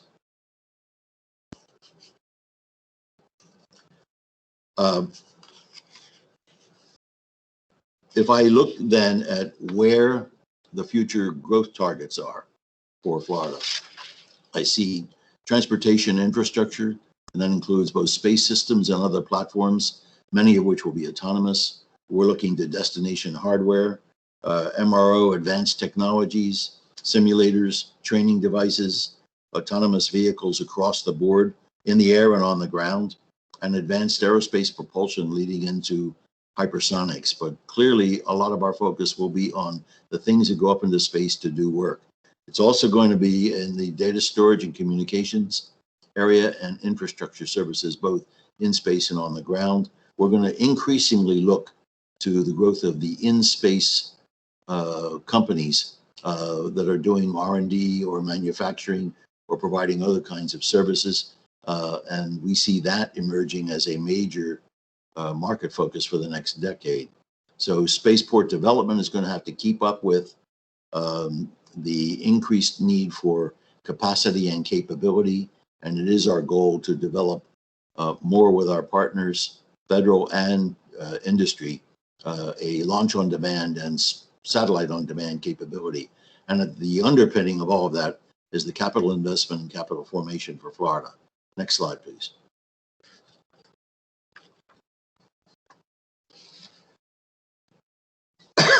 So as all of those 50,000 plus satellites, and SpaceX has a license to put 48,000 by itself. And I don't expect all of those to go into space in the next decade. But with all of the other constellations, it's not inconceivable that we could be looking at numbers in the 40 to 50,000 range over the next decade. But that's going to have a critical impact as the space network becomes increasingly a critical part of the national infrastructure, which affects everything from our power grid to our transportation network to our banking and financial network, essentially our economy, agriculture and food distribution, global freight and logistics, and not the least of which is our national security and communications network. All of this is going to require both physical space security, which is what Space Force will address, and cybersecurity. And these are increasingly, cybersecurity in particular is going to permeate every other aspect of our workforce, whether you're a technician on a manufacturing line or an R&D or software engineer. Next slide, please.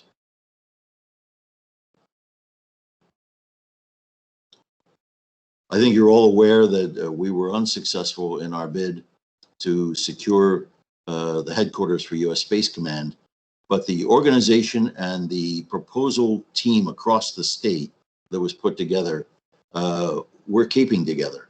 We forwarded a very good proposal. Florida has a lot to offer, and as Space Force continues to evolve and Space Command continues to set up, it's going to have to address a number of major organizational elements and functions, many of which Florida is very well suited to continue to win. So there are a lot of opportunity areas in the whole Space Force initiative. Everything from space control networks to the space range and intelligence gathering to data aggregation to a lot of the logistics and especially warfighter training. And we see that especially reflected in the Space Training and Readiness Command, STARCOM, a Space Force Academy, which will have to be put up eventually. There are key mission elements for that take advantage of Florida's synergy with the commercial space industry that we're building. And we hope to leverage that to support both that launch on demand, satellite on demand, and support of the warfighter as this goes forward into the next decade. So stay tuned for more. Next slide, please.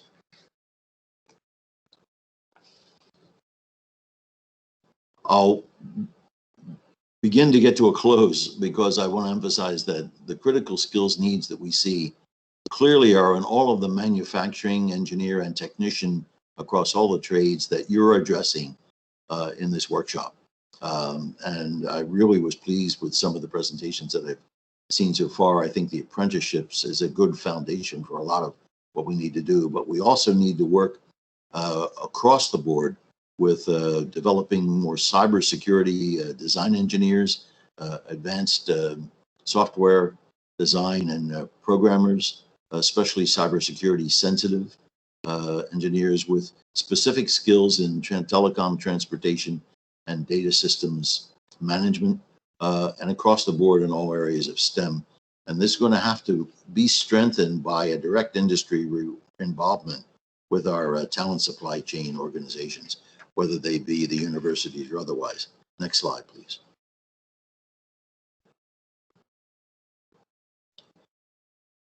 I mentioned at the beginning of this that we have a vested interest in everything that this community is involved in. This is a list from the Aerospace Industries Association showing that they rank Florida 6th among aerospace states for aerospace and defense employment. Others have us at 7th. This is an area where we have an opportunity over this next decade to really become a leader. So if you'll move to the next slide. Florida is setting some pretty ambitious goals for the decade. During the past decade, Space Florida, from 2010 to 2020, just about the time that I joined, our portfolio value of space infrastructure financed was at about 100 million. By the end of the decade, we had reached a $2 billion level. I'm setting a growth goal for the state to take Space Florida's portfolio value to 10 billion by 2030. It's ambitious, but there's a logic path for how we're going to achieve that. And at the foundation of that is new capital formation and handling some pretty aggressive marketing and recruitment of aerospace companies globally to Florida. Second goal, though, is significant also, because we want to be able to take Florida's rank among states for aerospace and space workforce from 6th or 7th, depending on whose data you use, to 4th or better. And we're thinking through some strategies and really planning on working with all of you on this workshop, but across the state with a number of strategies to achieve that. And then finally, our goal was to both drive and achieve what I call the perception and the reality of Florida as an aerospace capital center.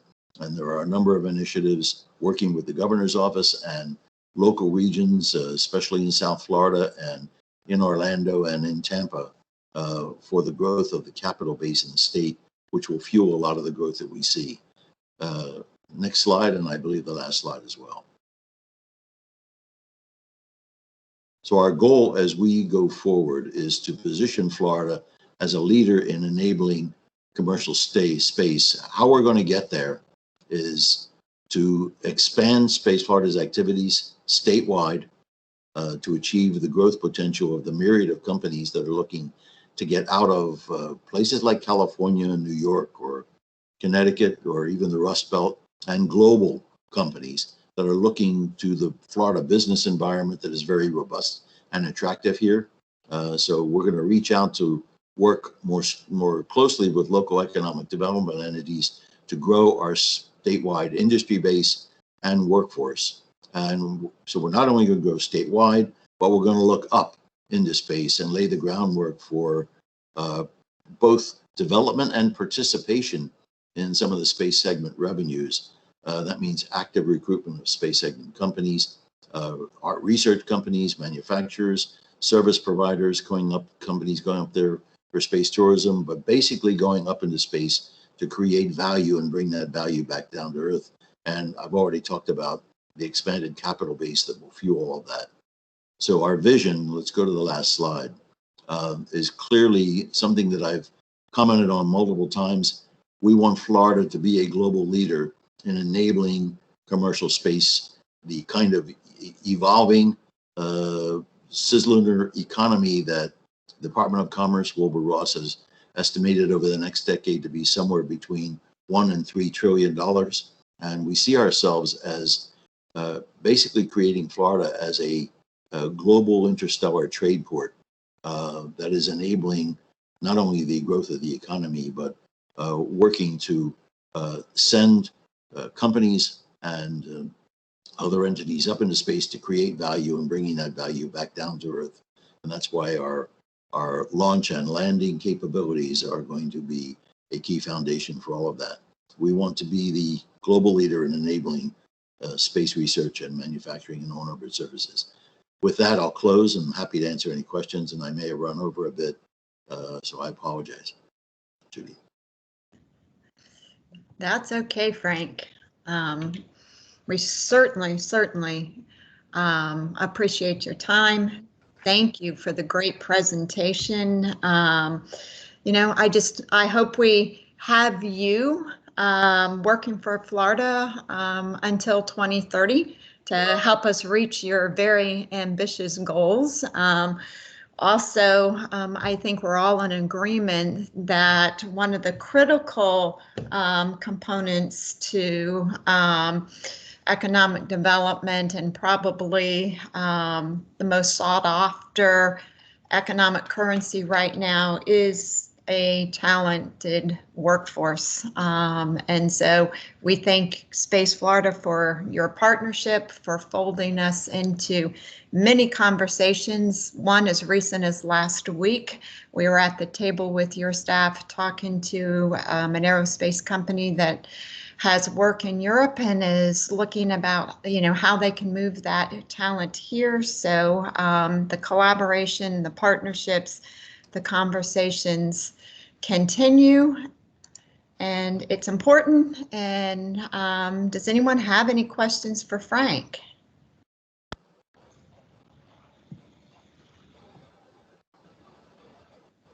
Okay, I see a lot of good conversations happening in the chat room, so keep that going. That's one of the reasons why we are all here today. And to keep us on schedule, I'm going to now introduce to you Travis Jordan and Sarah Harmon, and they're both with the Florida Department of Education. And you heard me mention earlier about a new initiative, the Get There initiative. And so I'm going to turn it over to them so they can talk to you all about what they're doing to help migrate talent through training initiatives, career pathways, again, supporting rapid credentialing to help get that talent to all of our industry partners. So Travis, Sarah, thank you for joining us today, and welcome. Thank you so much, Judy, and thank you all for allowing us to come on and talk about this initiative today. I think we're all pretty primed up for workforce education and all the opportunities that exist out there in the world right now, especially with all the disruption that's happening. And just to be able to get the word out about workforce is just such an important topic right now. As Judy mentioned, yeah, Get There is a relatively brand new initiative. So we launched this just towards the end of August last year. And it was really designed to kind of support Governor DeSantis's initiative to become #1 in workforce by 2030, the 2030 number coming up again. So it's definitely a goal that we hope to achieve by really bringing awareness and kind of re-educating the state on what workforce education is. And during the time of the rollout, what we found is that this is truly one of the first of its kind, not just in Florida, but the entire country, with a really robust and centralized focus on CT and workforce education. You know, not only becoming a resource and an awareness campaign, and also directly connecting students with their local colleges, but we're also developing pieces that can be used out in the field for all of our 76 colleges, all of our partners, such as Careersource Florida and all their workforce boards, the Chamber, Enterprise Florida, and the list goes on and on. We've developed this really robust kit of tools that Sarah will talk about later on. And you can go to the next slide. And so when we first started, we really had three main goals. First goal was to kind of rebrand CTE as a viable alternative to a traditional four-year track. You know, a lot of times there's kind of a stigma that's associated with technical education. There's kind of a stigma from university setting to state college setting, and then we have our tech colleges. So what we really wanted to do is kind of really show that viable alternative to that traditional track, that it's not just an ending, it's really the beginning. And that ties into the rapid credentialing aspect that, you can come in and you can get a certificate in 18 weeks or less, but you can get a job, stack that credential into something else, get your associates, get your bachelor's and beyond as you choose to in your educational journey. Secondly, we wanted to really increase awareness across the state about all of our high quality fast track programs that are available. And that includes all of our 28 state colleges and our 48 tech colleges. So all in all, we have 76 colleges out there that are really showcasing all these different programs, as quickly as 8 weeks or less, up into the full associates and baccalaureate programs, and really beyond for that pipeline, tying it all together with apprenticeships and beyond. And thirdly, we really wanted to use this as kind of a conduit. So the idea is to get them to the webpage, introduce them to CT and what it's all about, and then directly connect them to their local college for enrollment purposes. As you all have probably heard, a lot of our colleges are having some downward trends in enrollment right now just because of the disruptions that have happened. So this is really ultimately at its heart an enrollment campaign for all of our local colleges. So we're out there promoting it, and then we're connecting them directly with our college locator tool, which Sarah will kind of go into detail about as we kind of look at the behind the scenes footage of that. You can go to the next slide. And when we were looking at this, it kind of came at a time where we were thinking about, all the COVID disruptions, how can we promote the rapid credentials, and really reinvigorate the workforce brand. So as I mentioned, it really came about because of the governor's mission, and what we found that was while CT has been around for decades, there's still that misconception I just spoke about, and we really wanted to re-educate the entire state of what CT is. And what happened is when the governor announced the rapid credentialing plan, it really accelerated our mission for the campaign. And we really launched with that mission in mind that, you can get there faster. You can get there in 18 weeks or less with a credential that can get you a high paying job and that you can stack. So we saw the displaced workers, the graduates who may not be able to get a job right out of college right now, and then those that are just simply reimagining the traditional college journey because a 4-year degree might not be for everyone at this point. So we really developed this really robust campaign with that primary mission in mind to raise awareness and connect them for enrollment purposes. We were positioned so uniquely to develop these in-demand programs. I think that as we kind of evolve the campaign out, specifically for this audience here, it's important to note that we're really going to focus on building out pieces that can be used by our industry and business partners across the state that can not only help us spread the word of CT in local areas, but also potentially to help recruit businesses to a local area. I think that our tech colleges and state colleges are so uniquely positioned that they're able to develop programs on the fly to meet employer demand. So if someone's looking at an area that wants to come in and create a headquarters in the local area, they can know that we have 3 tech colleges in the area, we have 2 state colleges in the area that can develop programs specifically for what your company is looking for to really help drive the whole mission of workforce and developing that closure of the pipeline of education to apprenticeship to job and beyond. And next slide, please. And going back to some of the initial research, this is probably something that we're also familiar with now, and this is probably even dated at this point. This came from the Strata Network, and as you can see, the top couple of numbers there, 62% of Americans worry or have worried about losing their job during the disruption of COVID. 55% of Americans have or had lost a job or at least lost income or hours within their job.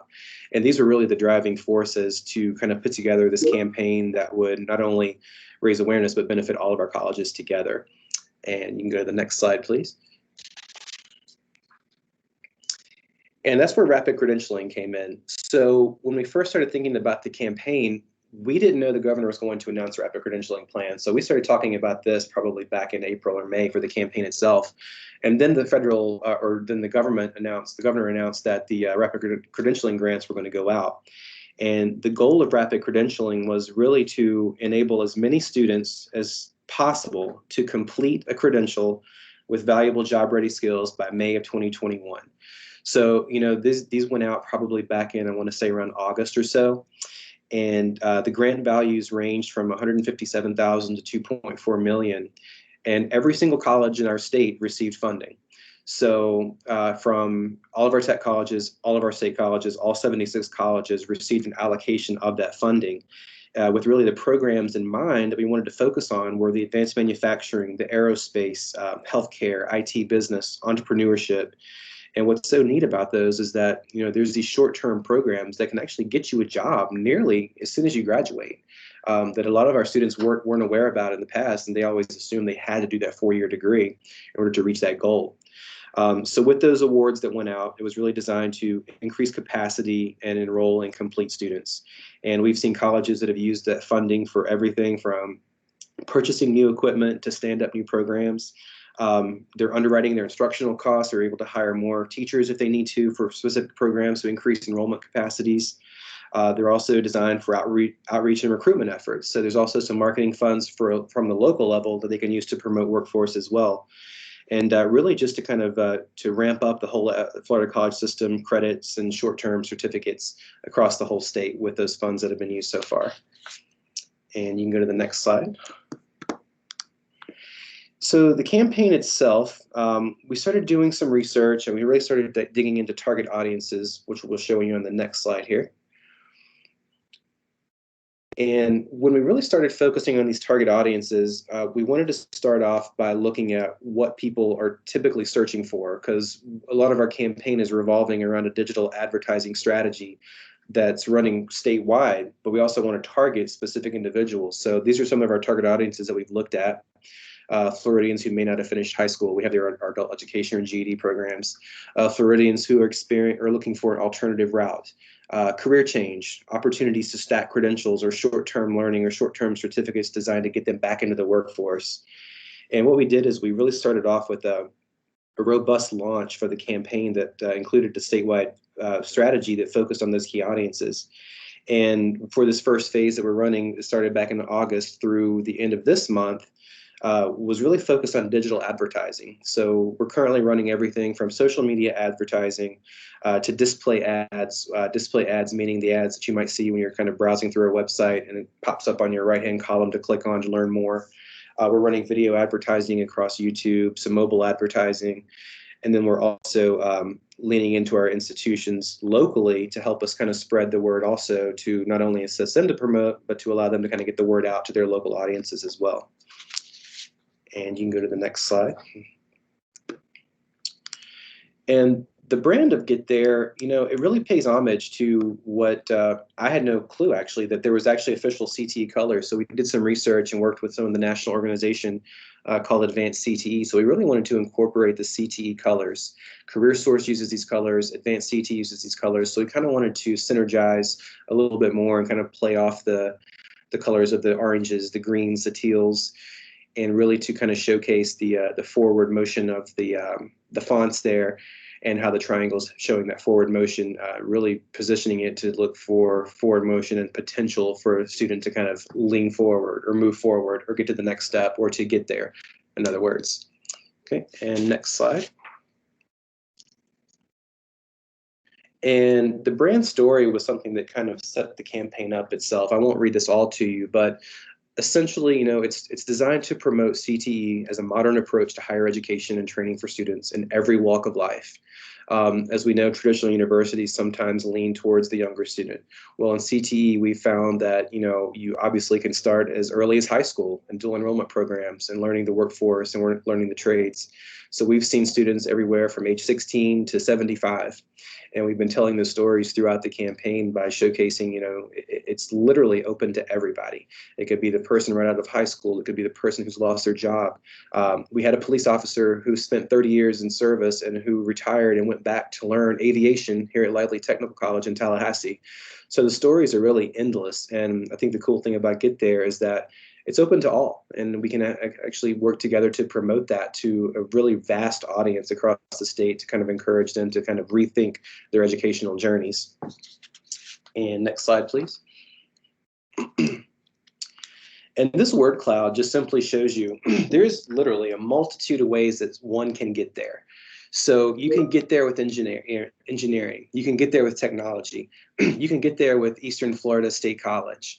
You can get there in 18 weeks or less.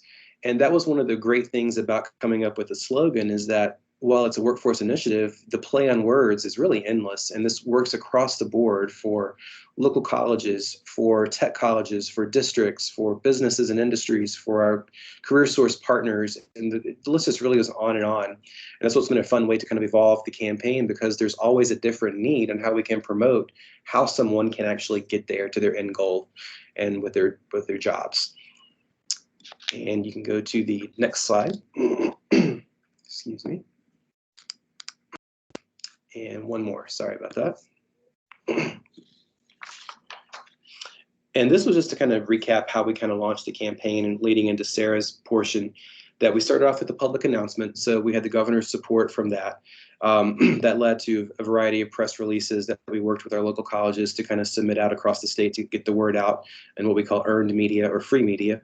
Our digital outreach campaign, and then our partner engagement, which has been tremendous. We've worked with closely with Careersource Florida and all their workforce boards, the chamber that I mentioned earlier, and that required a lot of webinars such as this, kind of teasing out the campaign, learning what people actually need, how they communicate CTE, and how we can actually support them in their efforts by providing materials that we're going to show you in a couple of seconds.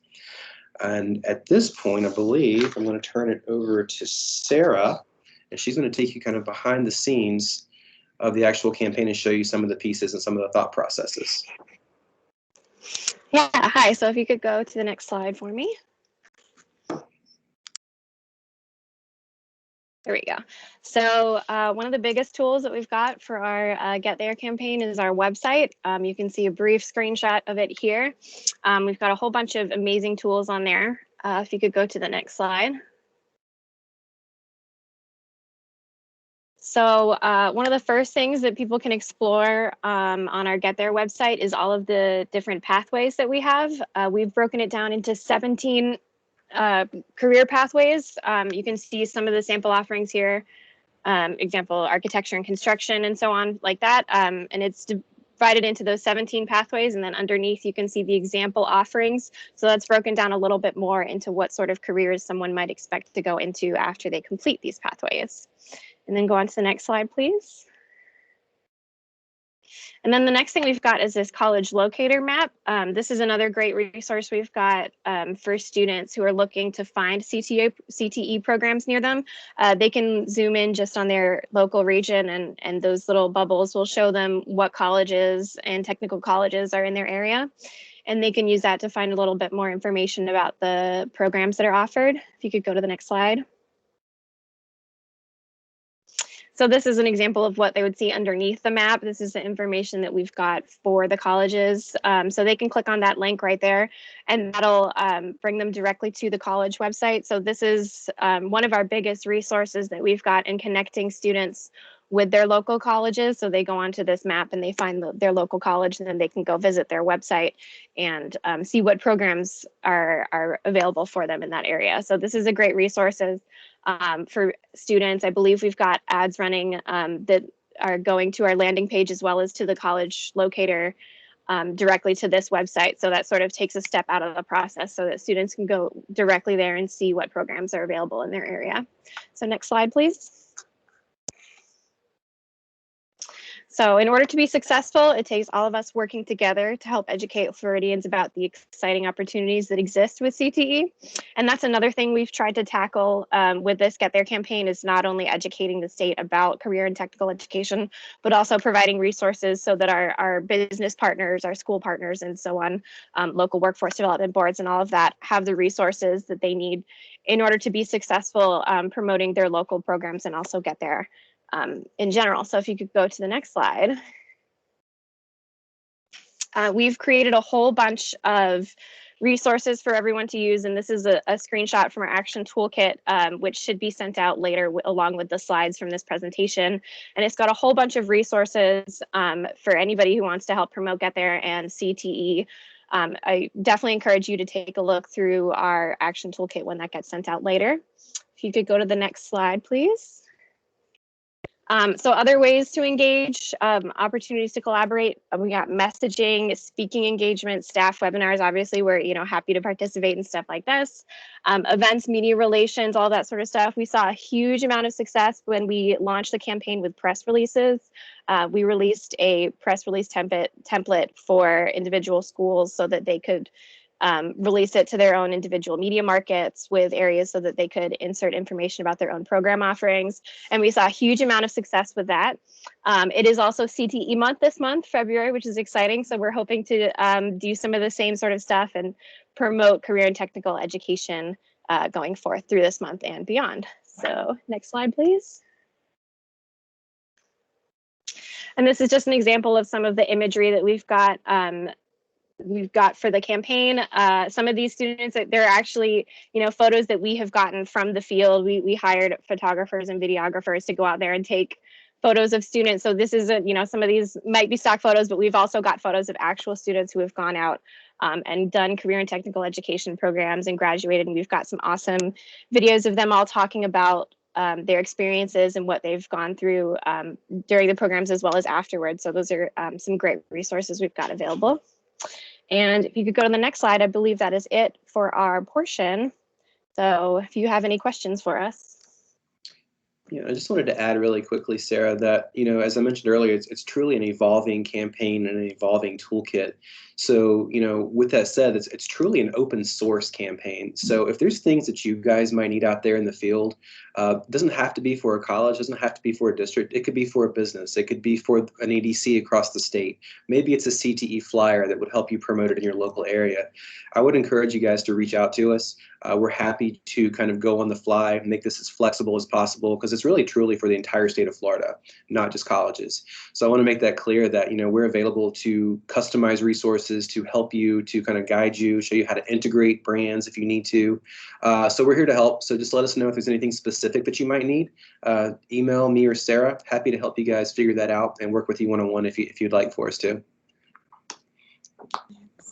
Well, thank you, Travis and Sarah, both.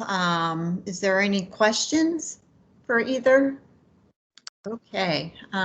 Well, one of the things that I've heard from you all, which is music to our ears again, is, and we've been hearing it for the last few years from our industry partners, is really the value of that career and technical education as opening career pathways to, as quickly as possible, get the talent to our business partners, who then can do the work-based training, and as we work together to identify those career pathways, how someone then can go on for those post-secondary degrees and advance through the career pathway on to those middle and advanced occupations for long-term sustainable employment, right? Some hopefully for a lifetime within these careers. So, and also, I think I speak for everyone in the Careersource network that we're pleased to see this initiative. We love being a partner in it as a resource, and I can tell you personally that your branding is working because your advertisements pop up on my social feed quite often. I don't know what you're trying to tell me, but I'm seeing your message. So I know that others across the state are as well. And, as we continue our consortium efforts and align this initiative with what we're doing locally, with what Careersource Florida is about to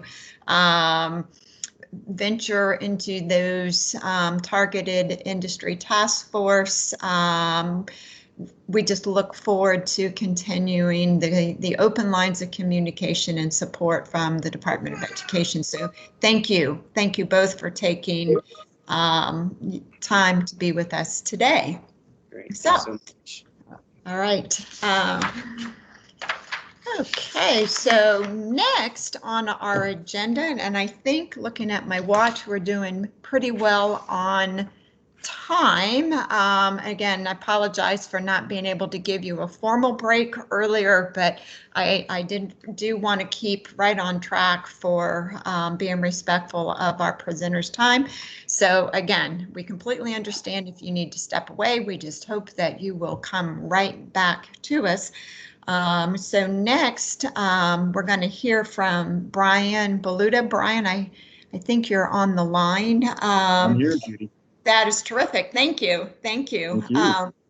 So Brian is the Communications and Partner Relations Director with the Economic Development Commission of Florida Space Coast. As you know, one of our strong key stakeholders in this consortium effort, not only for the aerospace industry, but all industries here in our region. And so I had the privilege of hearing Brian in a former presentation, and in his presentation today, there's some great labor market data that I think is very timely and also relevant as a community to see kind of where we were post the shuttle era and COVID, and where we are today. We've had a lot of diversification, I think, and Brian can attest to this, that we're very lucky as a community that we haven't been hit as hard as several other areas in the state and other states across the nation. So Brian, I'm going to turn it over to you now, sir. Well, Judy, thank you, and Clinton for organizing this event and the opportunity to join you all today. Careersource Brevard are great partners of the EDC, particularly with sending students to our CPT program, which is in partnership with Eastern Florida. Of course, we're working with Florida Makes on the IMT program. Our very own Mike Ennis is leading that effort. And Space Florida, of course, strong partners with the EDC in terms of creating all these jobs that are driving the need for talent on the space. So the data I'm going to share with you today, I think, is really the antidote to doom scrolling and the negative news cycle, because it's a great time to be on the Space Coast in spite of the challenges presented by the pandemic. And hopefully you'll come away with some optimistic views for the coming year. Next slide, please. A little bit about the EDC. We're a private not-for-profit that oversees the economic development strategy for Brevard County. This is the Florida model. At the state level, it's Enterprise Florida, and more specifically in Aerospace Space Florida. We secure funding from the business community as well as local government, the county, the state. We administer a number of grants, particularly with workforce training and talent attraction. Next slide, please.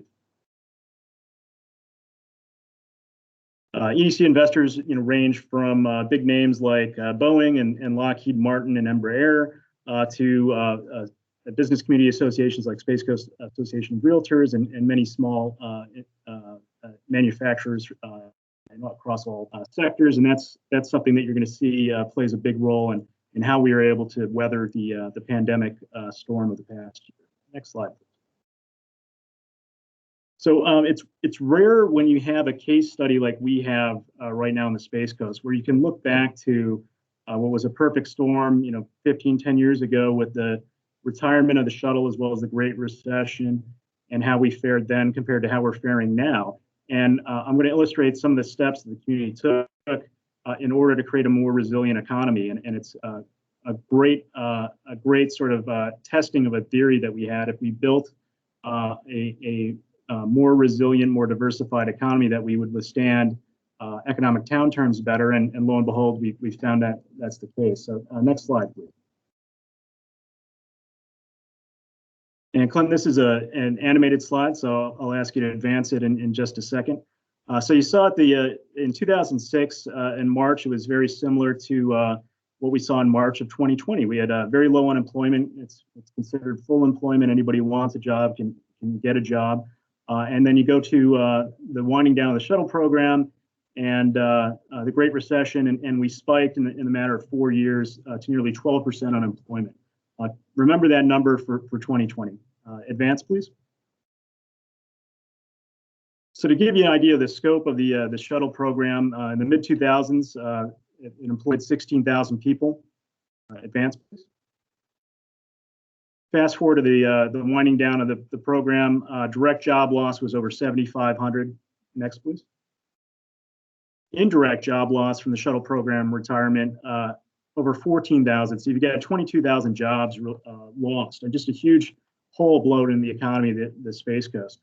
And you see that effect on things like housing values. Advance, please.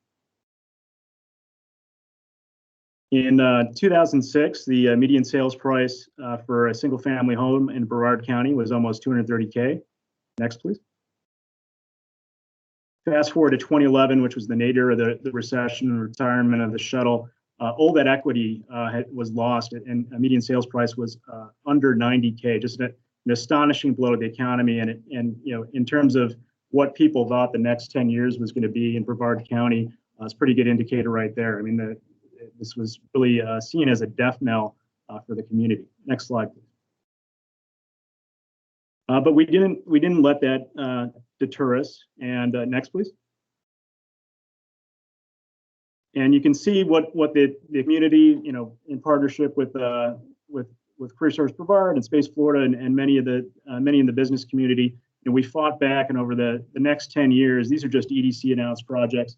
We were really able to not only build on our strengths, our core strengths, which is considerable talent that was left over from the shuttle program, but we also sought diversification in the economy so that all our eggs weren't in one basket. So, and you can have diversification within the aerospace community. We're gonna talk about that a little bit more.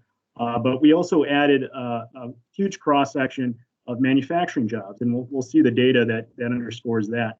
But essentially, you know, we're not just creating jobs that require postgraduate degrees, although there are a lot of them, and we've got great demand for engineering. But we're also creating opportunities for entry level, which can lead to careers, you know, long-term careers in manufacturing that provide continuing education. So you can see over the past 10 years, we've had nearly $2 billion in capital investment, and in just these projects alone, we nearly regained all those jobs lost from the shuttle. Next slide. You know, this is the roller coaster ride that we were on, and you can see, you know, in terms of job growth, we were lagging behind the national average and the state average, frankly, for a number of years following the nadir of the recession. And it took a number of accumulated wins to really get that economic engine revved up and surpassing the national average and the state average in terms of job growth and employment rate. And you can see that little dip there in August of 2017. That was actually Hurricane Irma, to give you an idea of the impact a storm can have on the local economy. But because we have a more resilient economy, we're able to withstand that dip and recover nicely. Next slide. Now, these are some of the game-changing projects and companies we were able to attract and get to expand on the Space Coast over the last 10 years. And a good example of how you can have diversification within aerospace. I'll go over some of the details later on, but you know, here you have Ariane Supersonic, which is a global headquarters, engineering, R&D, and manufacturing facility that broke ground this year. Ariane's manufacturing supersonic, sustainable supersonic executive jets.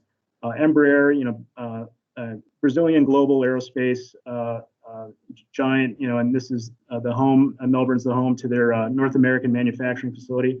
And even with Embraer, you can see diversification of their product line, which is in high demand because of the pandemic, because you have a lot of high net worth individuals that want to fly executive, but they've added their product lines here locally and diversified as well. Lockheed Martin, you'll see later on, not only assembles the Orion Artemis spacecraft, but they do extensive work on the Fleet Ballistic Missile program with the Naval Ordnance Test Unit here locally as well. And of course, Blue Origin has helped, you know, that paradigm shift where we're not just launching rockets and spacecraft and satellites that are manufactured somewhere else, but we're building them. And Blue Origin has also added their mission control facility here as well, which is a pretty big step in the diversification of the kind of talent we have. Northrop Grumman does a number of things here on the Space Coast, not the least of which is the next generation stealth bomber, which is the B-21 Raider. And that's a long-term and big program that's going to have a great impact on the local economy going forward. And again, not just engineering jobs, but a variety of different opportunities. Next slide, please. One thing you'll see throughout the data here is that Brevard County really punches above its weight. So the next census will show that we're over 600,000 people, but you look at how we perform compared to metro areas that have 2 and 3 times the population, and we're right there with job creation, and we're ahead in terms of $2 billion in CapEx. So really a high-performing economic engine that we've developed here as a result of having to face the challenges of the last recession and the space shuttle. Next slide. And where does that money go? We're creating all these jobs and high-wage jobs at that. And you can see nearly 80% of the new and retained income that we're creating here on the Space Coast is being spent in the community. And that's a large portion of that goes into housing, which is great news for home equity and our housing values. It's going into transportation. Food is a big number in terms of helping our restaurant, retail, hospitality sector come back. We've had all these manufacturing jobs that we've created, and those were deemed essential during the pandemic. So discretionary income was still flowing into the community and being spent for takeout and things like that. We're helping our hospitality industry make it through the pandemic shutdown. Healthcare is a big driver as well, and we've got Health First and Parish that are big players locally and an important part of our growth here. Next slide, please. So why have we fared better than some of our neighbors in the state and many communities across the country? Well, you look at the concentration of manufacturing employment that we have locally, and it's more than twice the state average. And again, I mentioned those manufacturing jobs were not diminished during the pandemic. And the companies found ways to have a safe workplace and continue their work, and was deemed essential. So these are, when we talk about diversification in industry, those are the type of jobs that you want. It's not just launch, but we want to be, making the systems that are going up into space. Next slide, please. And we've led the state of Florida in manufacturing job growth over the past 3 years. And it's by a large margin. So again, we're outpacing metro areas much bigger than us, and that's an important piece of our economy and the future of our economy. Next slide, please. And it's not just Florida where we're gaining some traction and punching above our weight, but this is the prestigious Milken Index, which looks at America's best performing cities, where jobs are created and sustained. And between 2019 and 2020, Palm Bay, Melbourne, Titusville jumped 47 places into the top 10, and we leaped over dynamic economies like Nashville, Spartanburg, South Carolina, where they manufacture more BMWs than Germany does. Really in good company when you look at this top 10 here, where it's Silicon Valley, places like Austin, Texas. Reno, Nevada is up there because of the Tesla Gigafactory, where they manufacture all the batteries and drivetrains for the Tesla vehicles.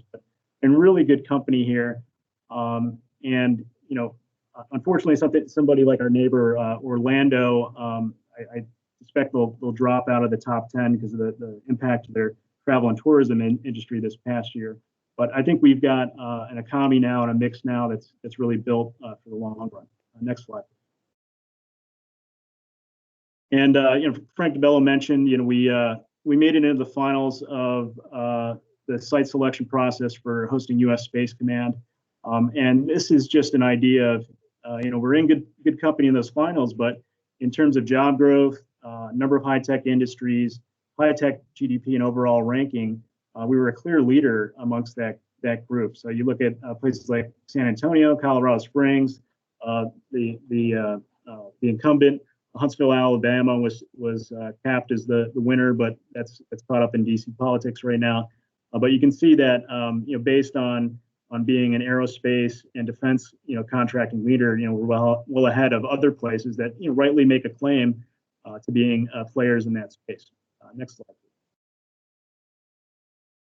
And for a community that's known as the Space Coast, I think it's pretty impressive that given the quarter, we're either 1 or 2 in industry diversification, which again is a big difference from when we had, most of our eggs in the space shuttle basket, or in earlier decades, the Apollo basket.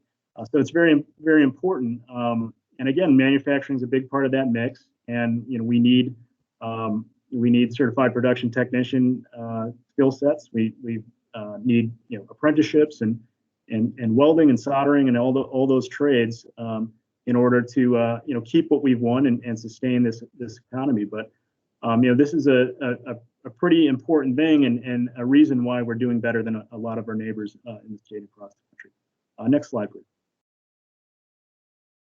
Next slide, please. This is an illustration of just the whiplash that we suffered last year. January 2020, year over year, job growth, everything was moving along nicely. I was giving presentations about what a great year 2020 was going to be. And in a matter of weeks, those gains were lost and went in the other direction. So you can see, we actually spiked up to 12% in unemployment in a matter of 3 weeks. Back in during the recession, that took 3 to 4 years. So you give an idea how quickly that happened. Next slide, please.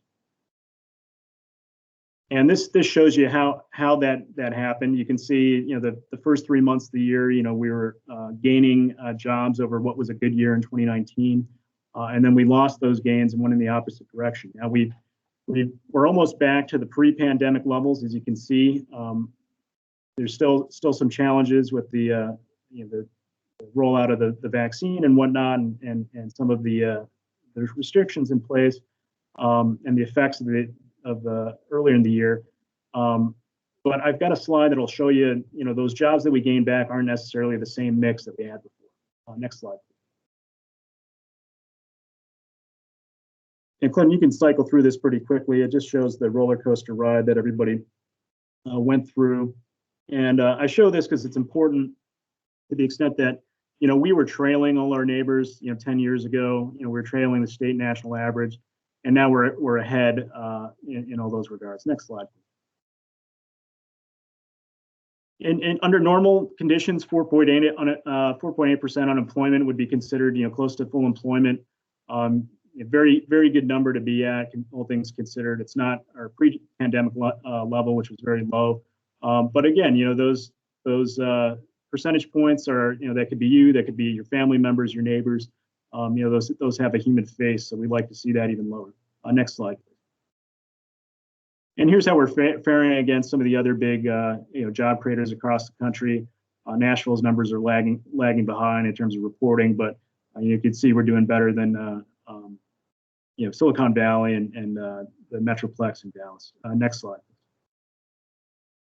Now, this is that change in employment I wanted to discuss. You can see low-wage earners in particular, across the country and in Florida, took the brunt of the pandemic shutdowns.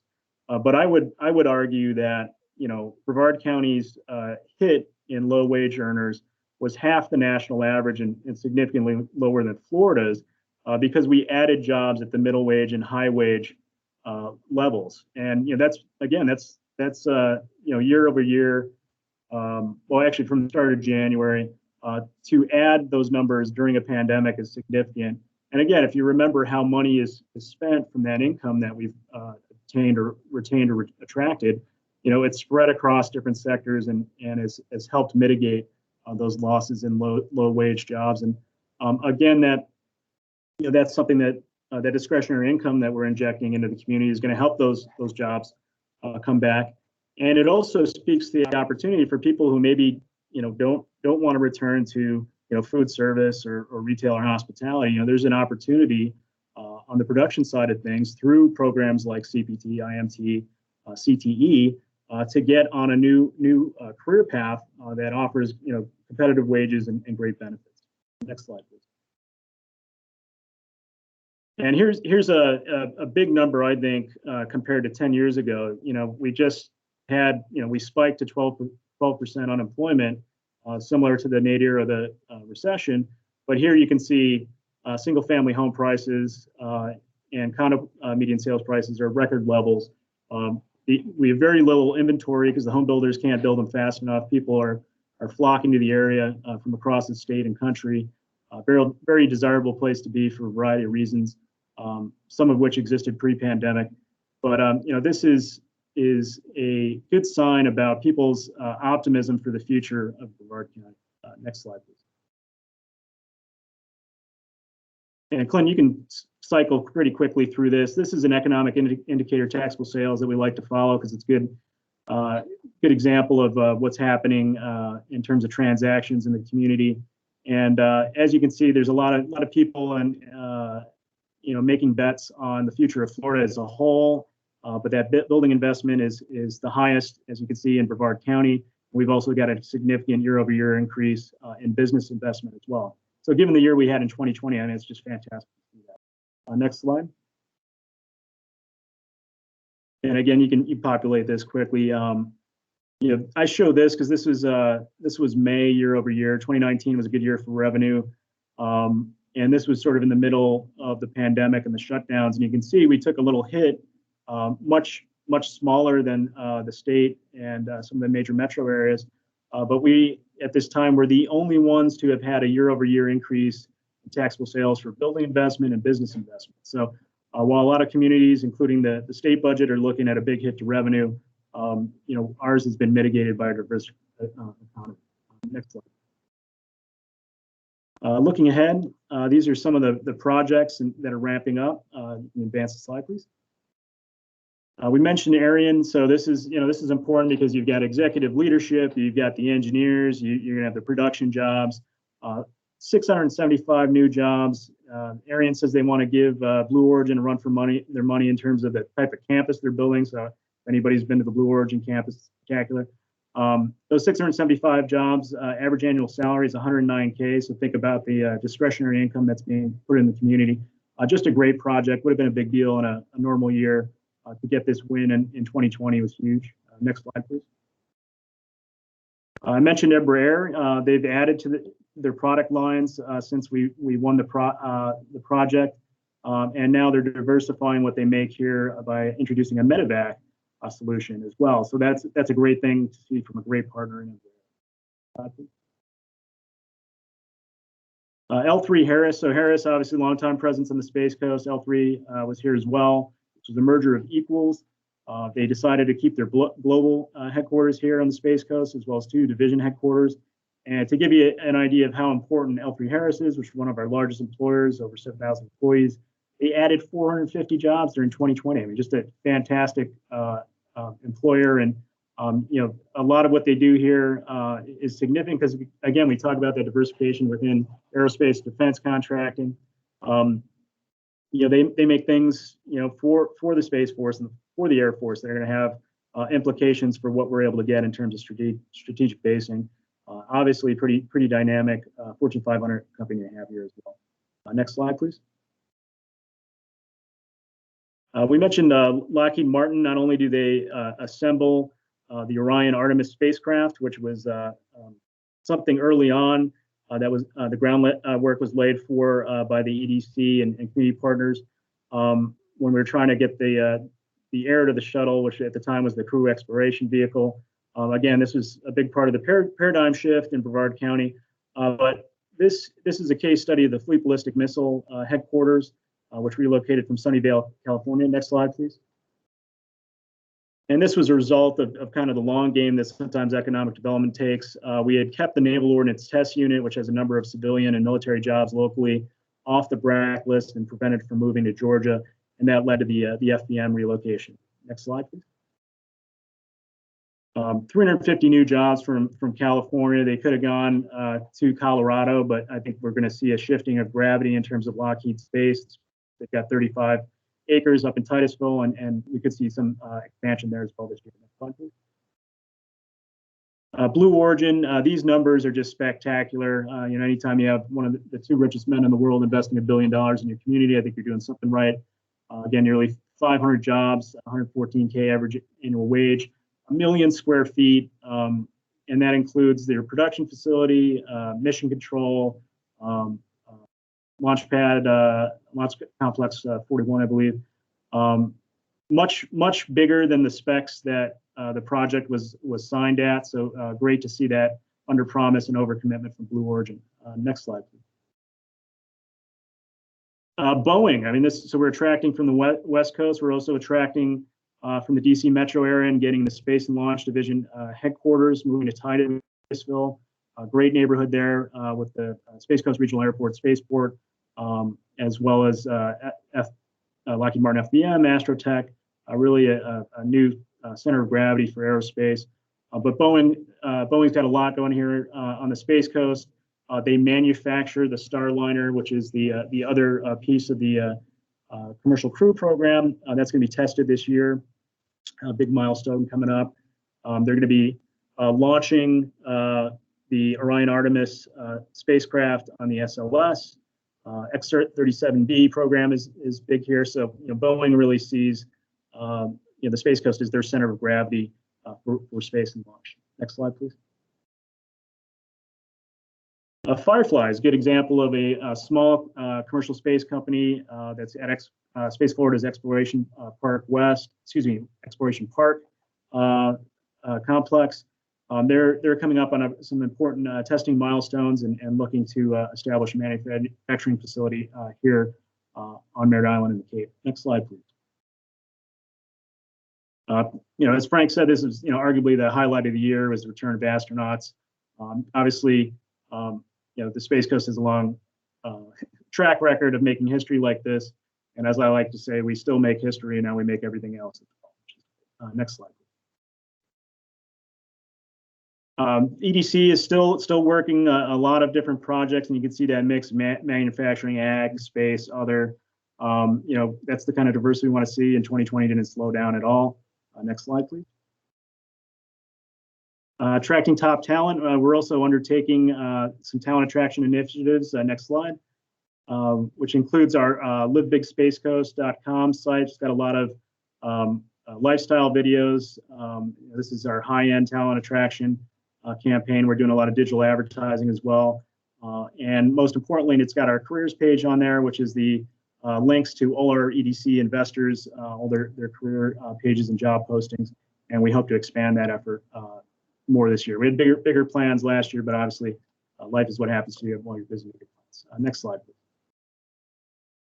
Another thing we're going to be undertaking this year, hopefully in earnest, is a place branding and marketing campaign that really lowers the threshold to recruitment at the Space Coast. Obviously, we've got a big demand for talent, and the world is not creating enough engineers and other skilled production people. So, we want to make sure that the employers here are not starting from a negative perception or no awareness, and we want to have something that authentically reflects what drew people to the Space Coast or kept them here, and make that a little bit easier for everybody to have kind of a shared vocabulary and brand that we can use to attract talent and retain them.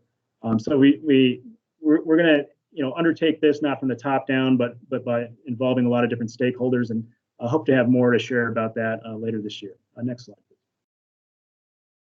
So again, happy to be here and share some good news. Hopefully that wraps things up and gives everybody a sense of optimism for 2021.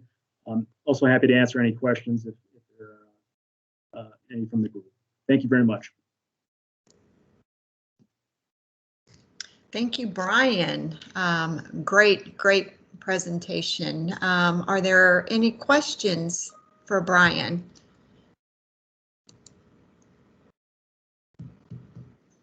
Okay. We're keeping an eye on the chat for you too, Brian, if questions are coming in via that avenue.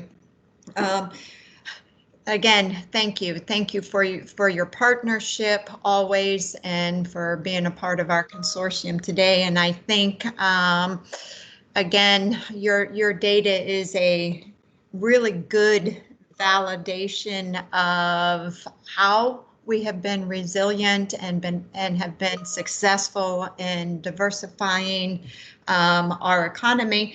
But it also points to the need to continue to develop and deliver the skilled talent to our industry partners for future growth and economic prosperity. And where we have fared well through a pandemic compared to other regions, states across the nation. One thing that we've learned in the world of workforce is how we had to quickly kind of reinvent how we deliver services and programs. And I don't think there is an industry that was immune from going through that exercise. I also think it is a great opportunity for us to market to and attract and now develop talent from other industries that probably will never go back to their former occupations, and even those that will be returning. What does that new world of work look like, right?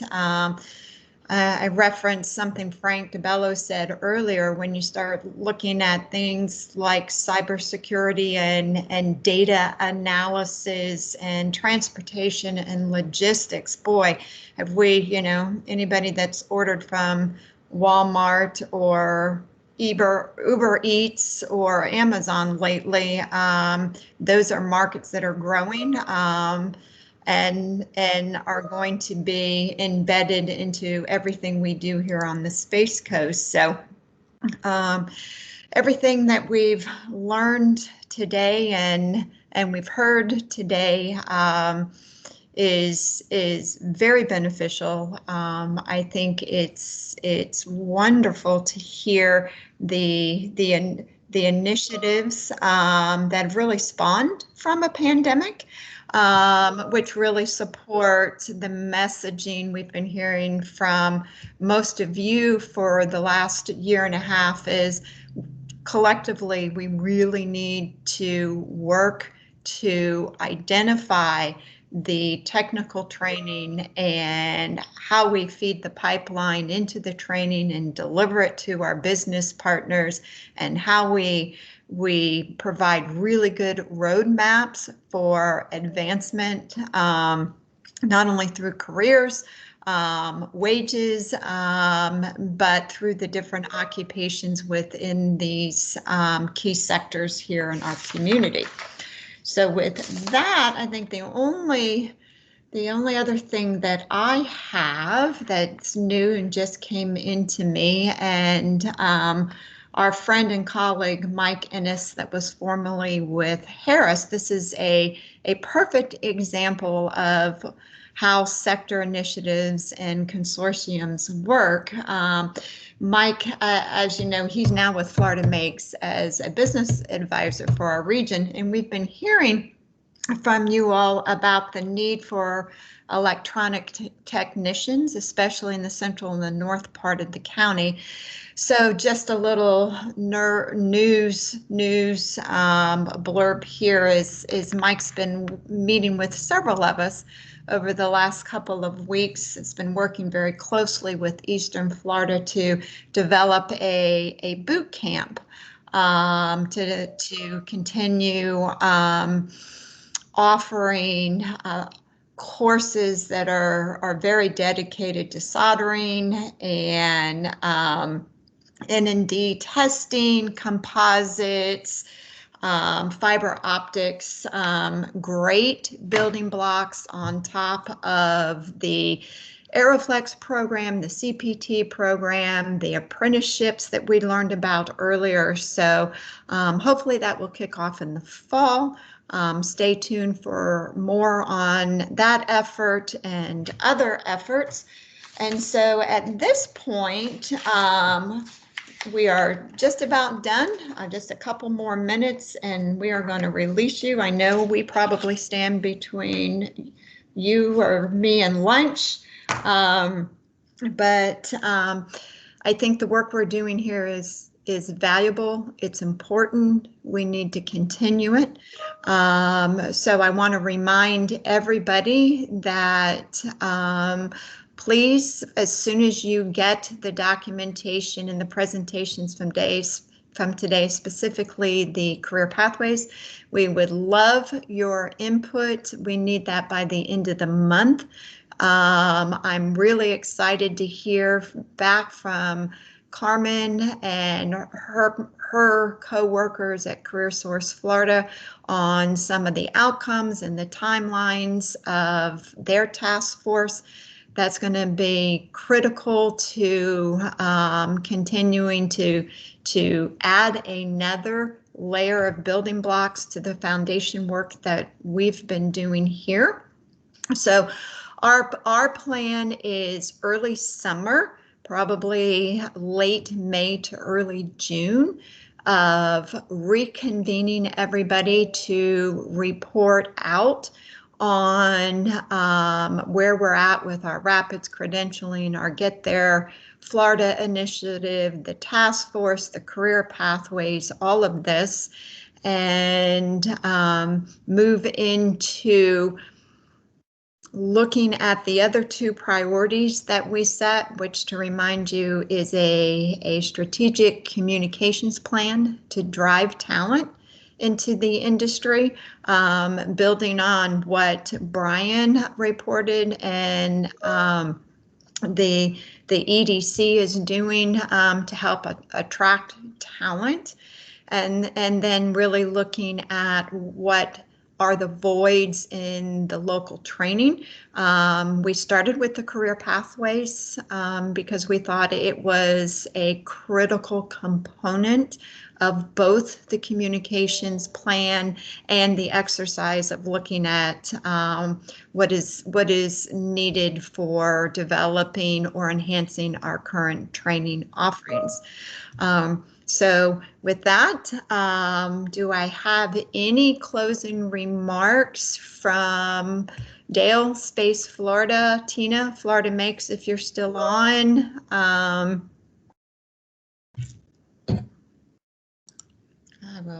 Nope, hearing none. Okay, we're going to get all this information as promised to you next week. Look for future communications about the next time we will meet. As a reminder, if you'd like to be a part of the state initiative task force, connect with Carmen.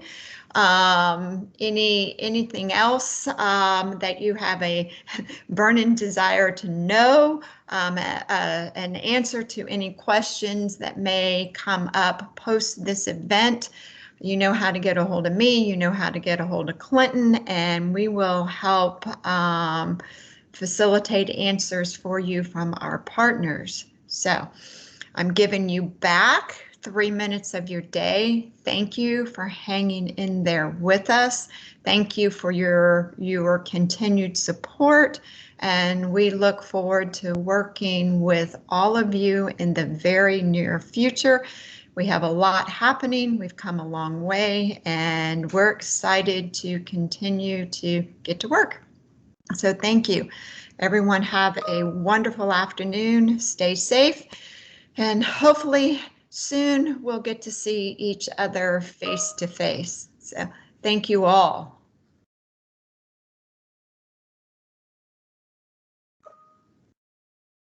All right. Thanks. Take care.